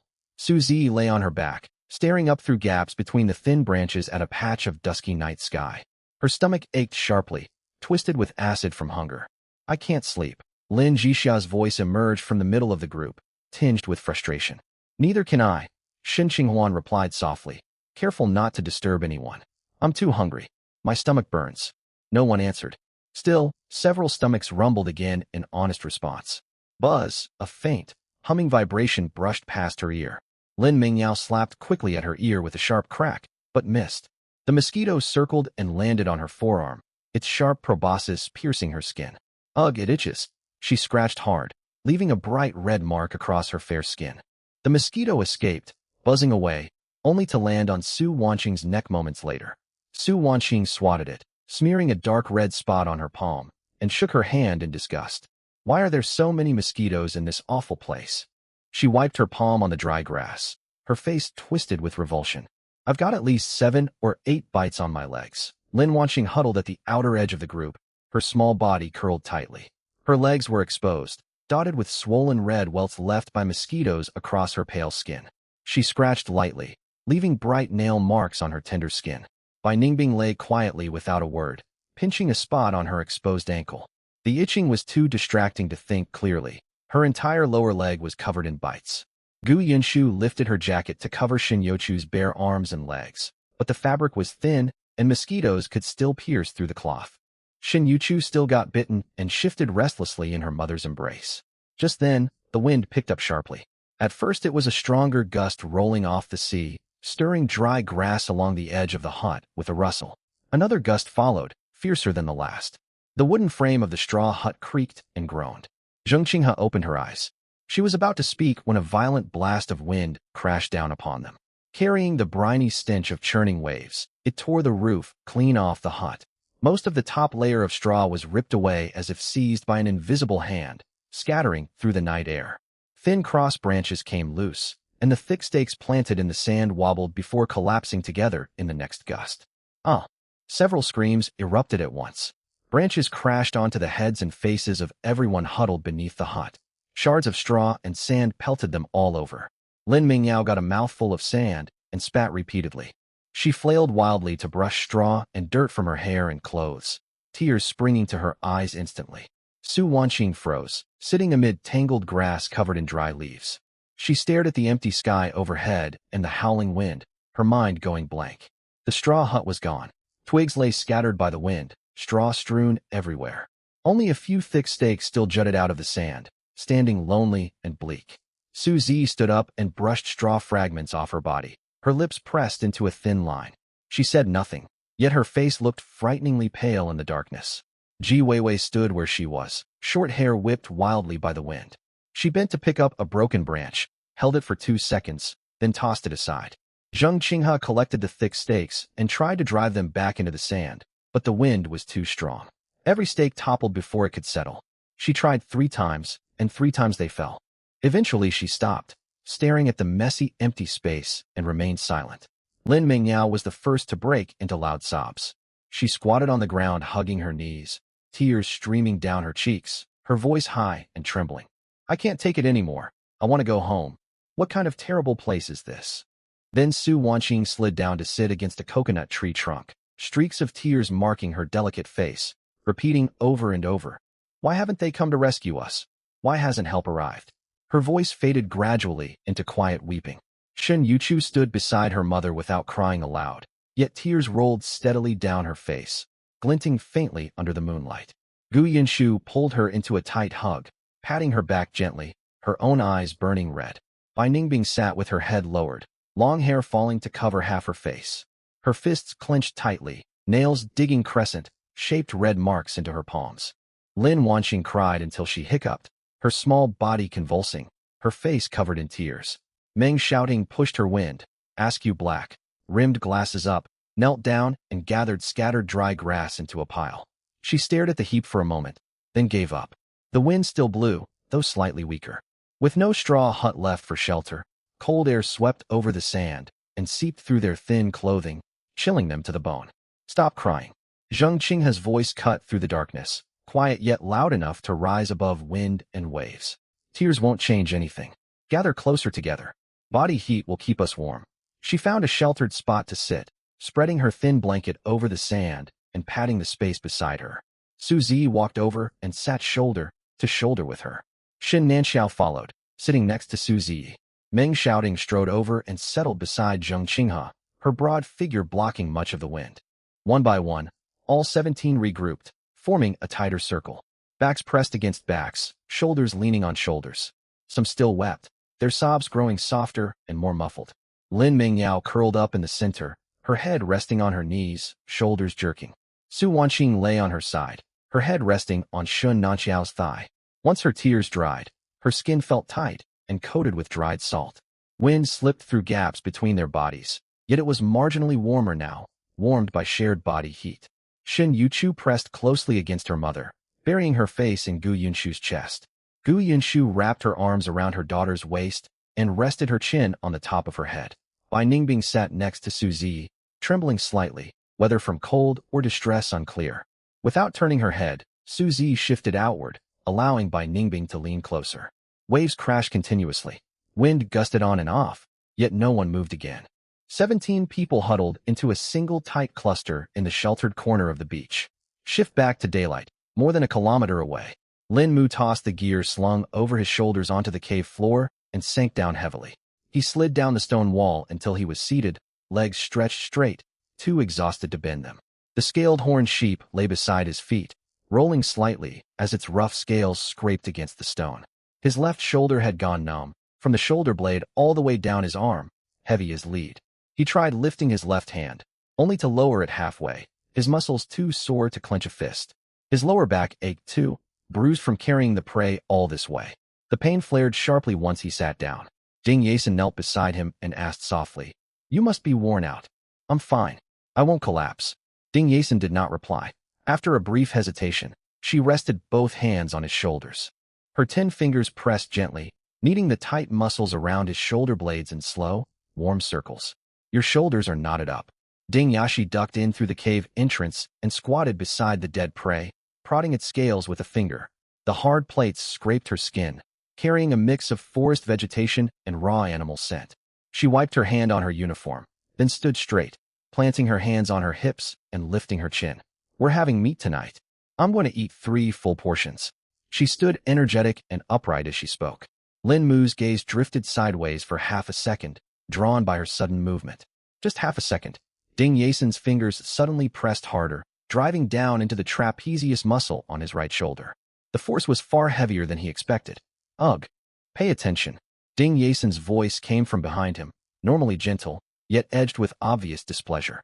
She increased the pressure once more, kneading faster. Her fingertips dug into his muscles, clearly showing her annoyance. Lin Mu's neck tensed. Something was wrong. The gentle young woman usually spoke softly like cotton, yet those two words were sharp and abrupt. He did not need to turn around to know Ding Yasin was thoroughly upset.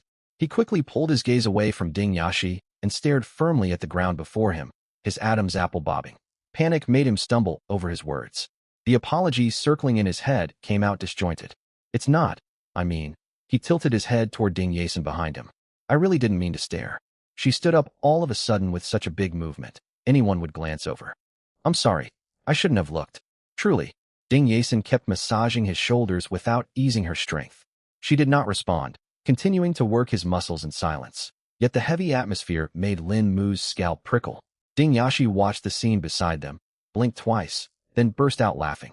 She tilted her head, pointed at Lin Mu and teased. Well, look at you, Lin Mu. You get so timid once my sister is mad. Shut up, Lin Mu said without turning around. This is all your fault. Why did you suddenly stand up like that? I stood how I wanted. I didn't force you to look. You can't control your own eyes, and now you blame me. All right. It's all my fault. Lin Mu quickly surrendered, then turned his head slightly toward Ding Yasin again. Yasin, I really know I messed up. You're pressing pretty hard. If you keep this up, my arm will be useless tomorrow. Ding Yasin finally slowed her movements. She glanced down at her hands resting on his shoulders, fell silent for 2 seconds. Then she let out a quiet huff, clear enough to hear inside the cave. As long as you understand your mistake.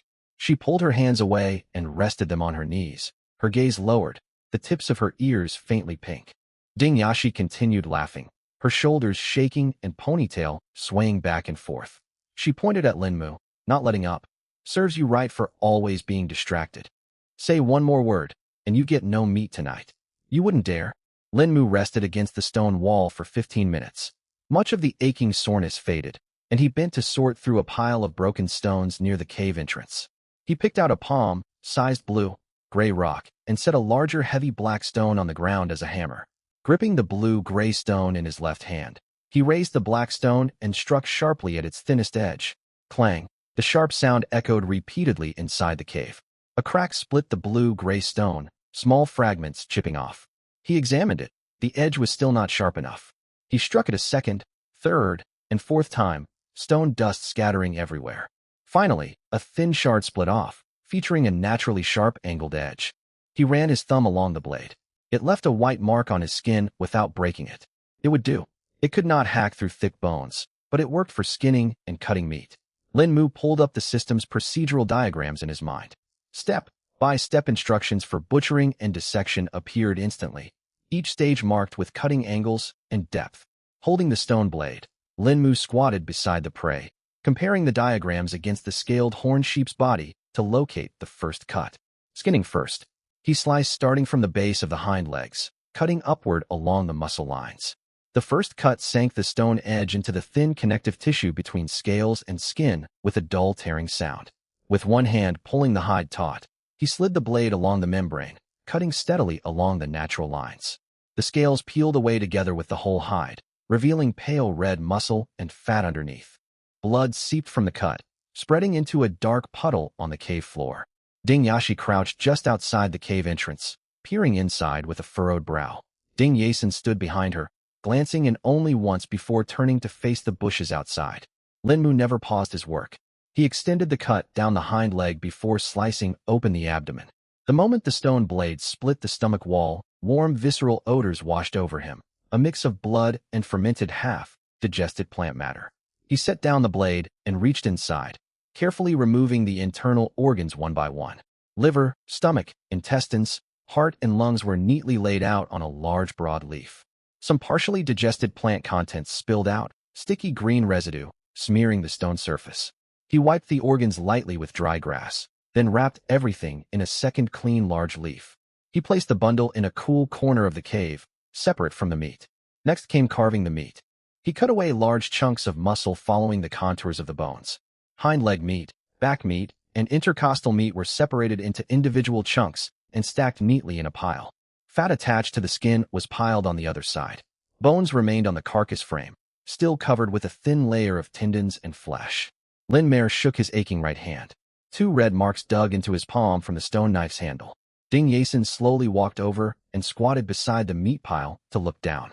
There was a substantial stack of pale red meat, piled 4 or 5 layers high. She reached out and gently touched the uppermost cut of back meat. It was soft and warm, leaving a trace of slippery blood on her fingertips. So much meat. Will it go bad if we leave it sitting? She looked up at Lin Mare, a flicker of worry in her eyes. It will. Lin Mare rubbed the blood from his fingers, his expression calm. The island is hot and humid. Fresh meat will spoil within 2 days. He paused, gaze fixed on the pile of meat. His mind scrolled through the food processing sections in the craft diagrams. Air, drying, smoking, salt curing. We need to make dried meat. He stood up and set the stone knife down on the stone platform. Once dried, it can be stored for more than half a month, enough to sustain us for a while. Let's go gather firewood. Lin Mare stood and brushed dried blood off his hands. The chunks of meat sat neatly arranged on the stone platform, their pale red-cut surfaces glistening damply in the dim light. Ding Yashi poked her head in from the cave entrance. Heading out again? You just hauled that huge animal back. Aren't you exhausted? The meat won't keep. If we don't process it today, it'll rot tomorrow. Lin Mare bent to pick up the thick wooden branch he used for self-defense, weighing it in his hand. The smoking method had appeared in his system craft diagrams moments earlier, one of the best ways to preserve meat without salt. The process was straightforward, but supplies were required. Green branches, damp bark, sawdust, or wood shavings, plus something to trap the smoke. Salt could be found along the shore. Seawater dried in the sun would yield coarse salt crystals. But they had no time for that right now. Extracting salt from seawater required containers, sunlight, and time. The whole process would take at least 2 days. The meat could not wait. If it wasn't processed before dusk, it would start to spoil by tomorrow morning. Yason, come with me to collect firewood in the woods. Yashi, stay in the cave and watch over the meat. Ding Yashi planted her hands on her hips and stood. Why do I have to stay behind? I want to go too. Someone needs to guard the meat and stop insects and wild birds from stealing it. Then let my sister stay to watch the meat. I'll gather firewood. I'm stronger and can carry more. Lin Mare hesitated. Her logic held true. Yashi was more capable and physically stronger than her sister, far better at hauling firewood. Yet as he glanced at her determined face, he thought quickly. If he took the fiery girl into the woods to collect wood, could he stay fully focused on the task? You stay in the cave to keep watch. Your sister can come with me. Ding Yashi narrowed her eyes and stared at him for 2 seconds. Her sharp gaze swept across Lin Mare's face before shifting to Ding Yason, who stood quietly waiting nearby. Lin Mare, what? Do you just want to be alone with my sister? Nonsense, it's only a matter of dividing tasks. Then why won't you let me come? I can gather firewood much faster than her. You're too talkative and distracting. That's not true. You clearly just... Ding Yason lightly tugged her younger sister's sleeve, her voice soft and gentle. Yashi, don't argue. You guard the meat. I'll go with him, and we'll be back soon. Ding Yashi huffed and plopped back down onto the stone platform, cheeks puffed out. Fine, off you go. I'll hold the fort. Hurry back. Lin Mare said nothing, ducking out through the cave entrance, walking a little faster than usual. Ding Yason followed, walking beside him, unable to suppress the faint smile tugging at her lips. As Lin Mare passed Ding Yashi, he glanced down at her puffed cheeks and added a reminder. Don't try eating raw meat. I won't help you if you get sick. Get lost. Lin Mare laughed and stepped outside, with Ding Yason following half a step behind. The two headed downhill. Sunlight filtering through the treetops was gentler than it had been at noon. The air carried the damp scent of decaying vegetation mixed with the earthy tang of soil. He walked ahead, using the branch to brush aside tangled vines and broad leaves blocking their path. Ding Yason trailed behind, light and quiet on her feet. After walking for roughly 10 minutes, Lin Mare stopped beside a fallen dead tree. Its trunk was thoroughly dried out, cracked at the surface. Bark flaked off easily when touched. This is perfect. He knelt and peeled strips of dry bark into a pile on the ground. Ding Yason knelt to help. Her slender fingers gripped the edge of the bark, tearing off large pieces with ease. They worked quickly, soon accumulating a sizable heap. Lin Mare scanned the surrounding trees and spotted several short shrubs. They bore dense green foliage alongside many dead branches hanging loosely in the wind. Can we pull down those dry branches up there? Ding Yason followed his line of sight and nodded. She grabbed a low, hanging dead branch and pulled hard. There was a crisp crack as it snapped off at the fork. She pulled a second and a third, clearing all branches within reach. The higher ones were too far away. Lin Mare stepped under the tree, stretching upward. His fingertips barely grazed the branch. He jumped, seized the dry branch, and pulled downward. The whole branch crashed down amid a shower of dead leaves. He steadied himself and gathered the fallen twigs together. Ding Yason helped him sort the branches, arranging longer pieces neatly into their basket. As she knelt working, the hem of her uniform rode up slightly, revealing a slim strip of waist. Pale skin glinted briefly in the dappled sunlight. Lin Maer's gaze lingered there for less than a second before drifting naturally away. They had enough. The basket brimmed with dry bark and dead branches, plenty for one smoking session. Let's head back. They retraced their path. Ding Yason walked ahead carrying the basket, moving more quickly than on the way there. She twisted her body to sidestep a thick tree trunk, her frame forming a soft curve beneath her uniform. Lin Maer followed behind, watching her narrow shoulders and swaying hair. She seemed quiet and reserved, yet capable when work needed doing. The efficient way she tore off dead branches earlier rivaled her sister.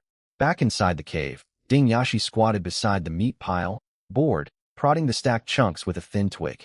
She heard footsteps and scrambled to her feet to meet them at the entrance. You're finally back? I was dying of boredom. Lin Maer walked into the cave and set down the branches slung over his shoulder. Ding Yason emptied the bark and twigs from the basket. A small mound of dark brown dry bark and thin branches formed between the three of them. What do we do next? Ding Yason knelt nearby and asked. Lin Maer did not answer immediately. The smoking process unfolded step by step in the system craft diagrams inside his mind. Select cuts, build racks, light the fire, control smoke. Every stage came with clear illustrations and notes. He reviewed the whole workflow mentally before starting work. First, he picked the thickest hind leg and back meat from the pile, slicing them into uniform 2-finger-thick slabs with the stone knife. He cut parallel to the muscle grain, not across it, so the dried meat would not turn overly tough after smoking. Ding Yashi knelt beside him, watching curiously. Why cut them into thick slices? Can't we smoke whole chunks? If the pieces are too thick, smoke cannot penetrate them. The outside will dry while the inside stays raw. Too thin, and they burn. This thickness works best. Once slicing finished, Lin Maer found 2 long, thick branches, crossing them horizontally in stone grooves above the fire pit. He secured the horizontal rod tightly with vines to bear the weight. He selected some of the driest bark and layered fine twigs at the bottom of the fire pit. Dry grass ignited first, flames licking upward as the bark curled and blackened. Lin Maer kept the fire small. Once flames sprouted, he covered them with damp, thin branches and crushed leaves. Open fire died down, and thick white smoke billowed through gaps in the branches. It carried the roasted aroma of burning wood mixed with a sharp vegetal tang. Hang the meat up. Ding Yashi stood, lifted a slice of meat, and stretched to hang it on the horizontal rod. She reached high, focused on arranging each slice one after another. Ding Yason hung meat from the opposite side, quiet and steady, soon lining the rod with slices. Lin Maer squatted beside the fire to regulate the smoke. Smoke could not be too heavy, or the meat would turn bitter, nor too thin, or it would not cure properly. He tested smoke temperature and density with the back of his hand, adjusting the amount of damp branches several times. White smoke rose slowly, wrapping evenly around the hanging meat slices. The pale red flesh darkened gradually at the edges, turning light brown. A rich mixture of smoky aroma and meat scent slowly filled the cave. Ding Yashi breathed it in deeply, swallowing hard. It smells amazing. It still needs several hours of smoking. We can't eat it yet. Lin Maer tossed another handful of dry bark into the fire, thickening the smoke once more. He looked up at the rows of hanging meat and mentally calculated supplies. If rationed carefully, this batch of dried smoked meat could sustain the 3 of them for half a month. He added another piece of bark to the fire. Smoke continued to rise, curing the meat. The meat hung smoking in the cave corner all night. Its original pale red color darkened to a deep umber brown. Edges curled slightly. The surface felt firm and dry, carrying a strong wood, smoke fragrance. Lin Maer took the cured slices down one by one, stacking them on large broad leaves. He wrapped the meat twice over and tied the bundle tight with thin vines. He cleared rubble from a stone crevice deep inside the cave, tucked the wrapped meat inside, then replaced the stones, leaving no trace of disturbance. Ding Yashi watched from her squatting position, chewing on a fingernail. Why hide it so carefully? To guard against other people. Lin Maer brushed dust off his hands and stood upright. We are not alone on this island. Ding Yason stood at the cave entrance and glanced toward the beach, saying nothing. All right. Today's priority, find fresh water. Lin Maer bent to pick up his thick defensive branch.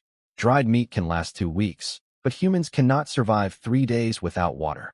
The 3 exited the cave, Morning light filtered through treetops. The ground still retained overnight dampness. Lin Mare walked at the front, activating his system's environmental sensing function. A thin silver directional marker hung steady in the upper corner of his vision, pointing north. He pulled up the system's guidelines for locating water sources: low, lying terrain, dense vegetation, areas frequented by birds, changes in soil moisture. After sorting through the clues, he set their course toward the southeast. This way, the forest grew denser. The soft humus sank half an inch under each step. Vines dangled overhead, some as thick as arms, others as thin as fingers, weaving a tangled canopy. Ding Yashi walked in the middle, pushing aside a vine that blocked her face. They traveled for nearly an hour before the terrain shifted. Loose, dry humus gave way to damp, dark brown soil that stuck lightly to the soles of their shoes. Lin Mare knelt, pinching and rubbing the moist, gritty earth between his fingertips. We're getting close. Another hour passed before faint, flowing water reached their ears. At first it blended with rustling leaves, hard to distinguish. 100 steps further on, the sound grew clear, water trickling continuously over stones. Ding Yashi caught it first, grabbing Lin Mare's sleeve sharply. Water. Can you hear it? Running water.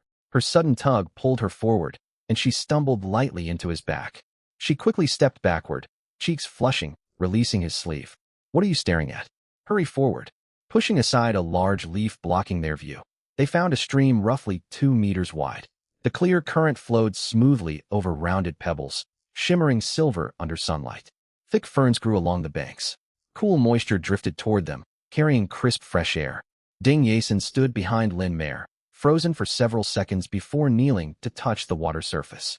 Cold stream water slipped through her fingers. We found it. Her voice trembled faintly. There really is water. Ding Yashi had already knelt at the bank, scooping water to splash onto her face. Chilly droplets ran down her jaw, dampening the collar of her uniform. She exhaled heavily, the tension draining from her body. Lin Mare knelt to cup and drink a few mouthfuls. The stream water tasted sweet and clean, cool going down his throat. No warning alert popped up from the system, confirming it was safe to drink. He stood, leaning his branch against a tree trunk, and studied the stream's path. It wound deeper into the woods, lined with thick vegetation. No large animal tracks or droppings were visible nearby. The area surrounding the water source seemed relatively safe. Wash yourselves if you want, he suggested casually. We haven't had fresh water in 2 days. Ding Yasin looked down at herself. Her uniform was stained and wrinkled, smudged at the collar, marked with grass stains on the sleeves, her hair matted into clumps. She badly needed to clean up, yet hesitation held her back. Here, right by the stream. She twisted the hem of her uniform nervously, gaze wandering. We don't have spare clothes to change into afterward. Ding Yashi was far less hesitant. She kicked off her shoes and socks, stepping barefoot into the stream. Cold water rose over her ankles, and she sighed with relief. Sister, don't be so bashful. We can wash with our undergarments on, just like wearing swimsuits. As she spoke, she began unbuttoning her uniform shirt one by one. Lin Mare politely turned around, facing away from the stream and gazing upward at the treetops. Water sounds carried clearly from behind him. Lin Mare, don't you dare turn around. Ding Yashi called out in a warning tone. Don't worry. I won't look. I don't trust you. Clothing hit the water, followed by soft fabric rustling and splashing as she stepped deeper into the current. Ding Yasin made far less noise, barely disturbing the water's surface as she stepped in. Lin Mare stood rigidly with his back to the stream. Wind carried moisture and plant fragrance toward him. He focused intently on the texture of the tree trunk before him, counting every bump and knot on the bark. Ding Yashi splashed around further out in the stream, her voice ringing with amusement. Sister, the water's lovely. Come deeper. I'm already here. Don't splash me. I'm going to splash anyway. Louder splashes echoed, mixed with Ding Yasin's quiet gasps and Ding Yashi's unrestrained laughter. Lin Mare. Ding Yasin's voice drifted over the water, clear despite the distance. Close your eyes. They're already shut. You can turn around now. He paused, squeezing his eyes tight before slowly rotating to face the stream. His eyelids stayed firmly closed. Is it all right yet? Wait a moment. Ding Yasin hesitated. Yashi, move sideways and block the view. Okay, you can open your eyes. Can I look now? Yes. He opened his eyes. The two sisters stood side by side in the stream. Water reached their waists, only their upper bodies visible above the surface. Ding Yashi stood in shallower water, the current rippling at her chest. Water droplets rolled down her shoulders and along her collarbones.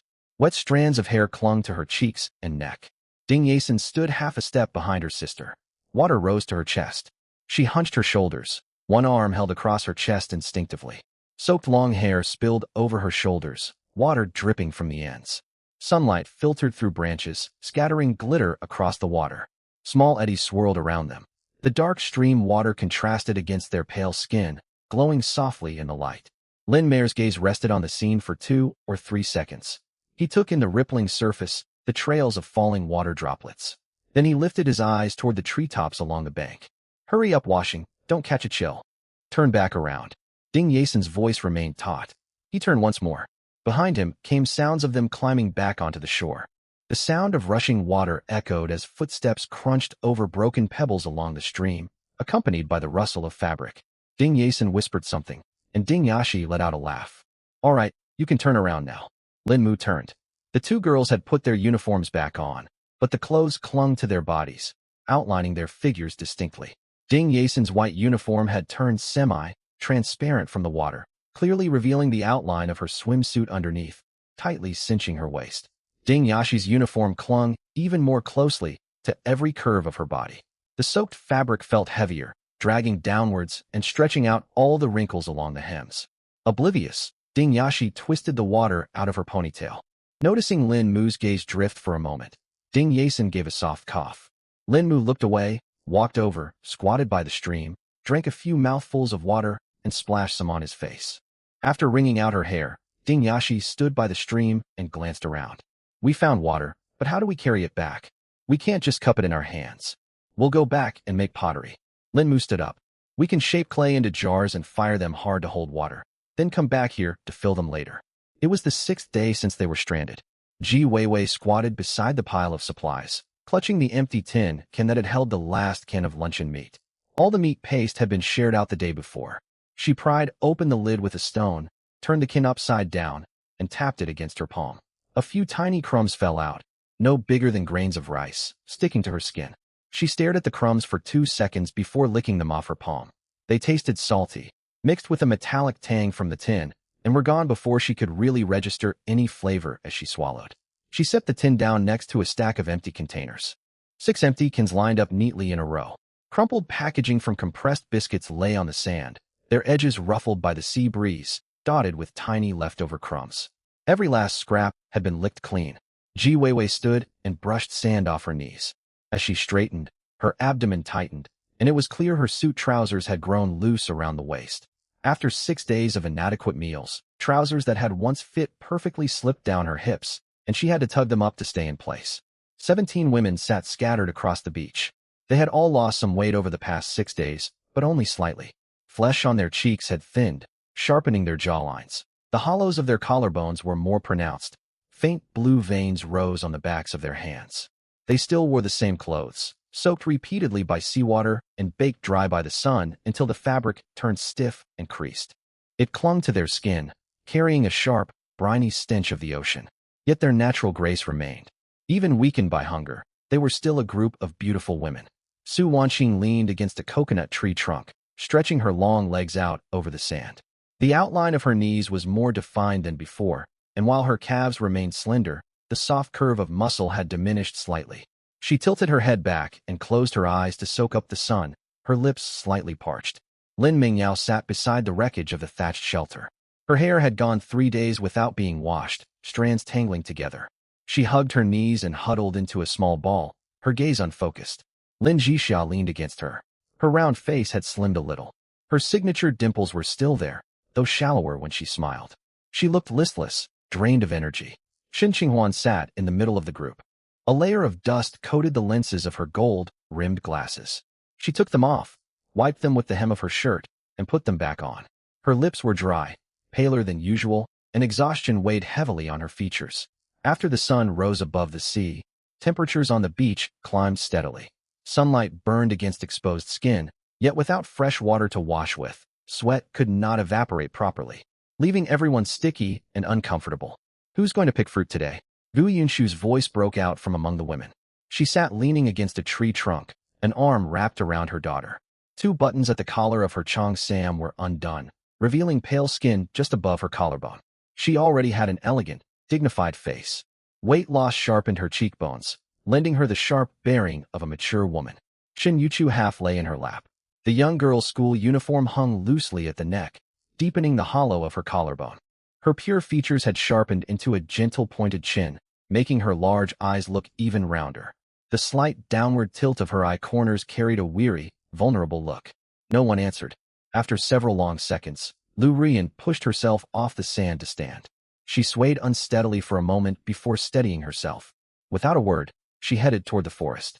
Her silhouette remained tall and slender, yet her waistline was noticeably thinner. Her white dress hung loosely on her frame, slack around the waist. Bai Ningbing silently followed behind her. Lin Jixia also stood up, brushed sand from her clothes, and went after them. 2 hours later, the three returned. Bai Ningbing held several small red wild fruits in her hand. Lu Rian carried a handful of yellow, green fruit, plucked from vines. Lin Jixia cupped a few dark purple berries in the hem of her shirt. They set all the fruit on the sand and gathered it into one small pile.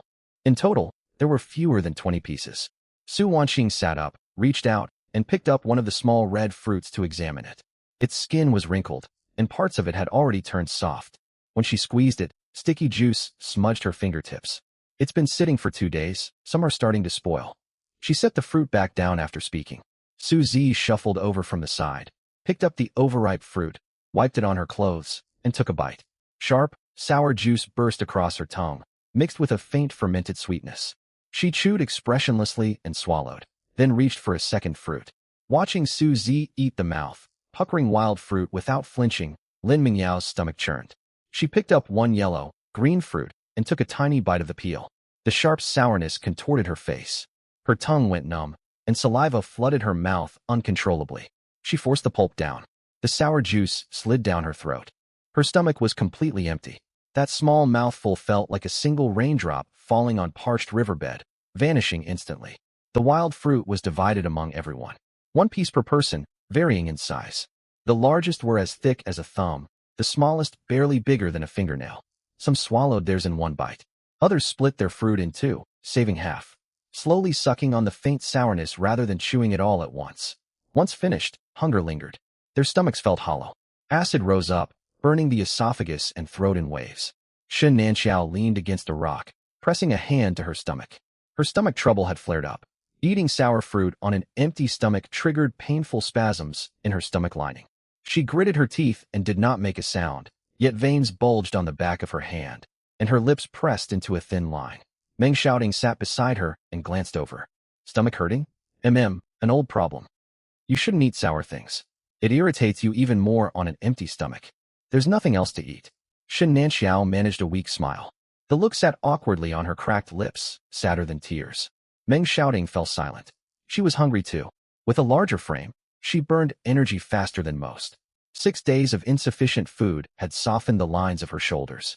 Their afternoon foraging trip yielded nothing. Lu Rian led the group deeper into the woods.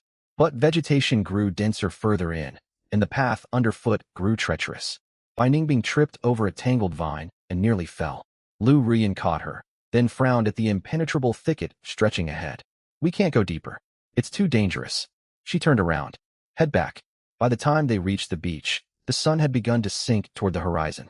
Lu Rian's hands were empty, as were Bai Ningbing's. Lin Jixia only carried a large leaf. Wrapped inside were 4 or 5 tiny wild berries with unripe green skin. Ji Weiwei took the leaf and glanced at the underripe fruit, then placed it on the sand without a word. Once the sun dipped completely below the waves, the sea breeze turned cold again. Wind swept across the sand, and their thin clothing offered little protection against the chill.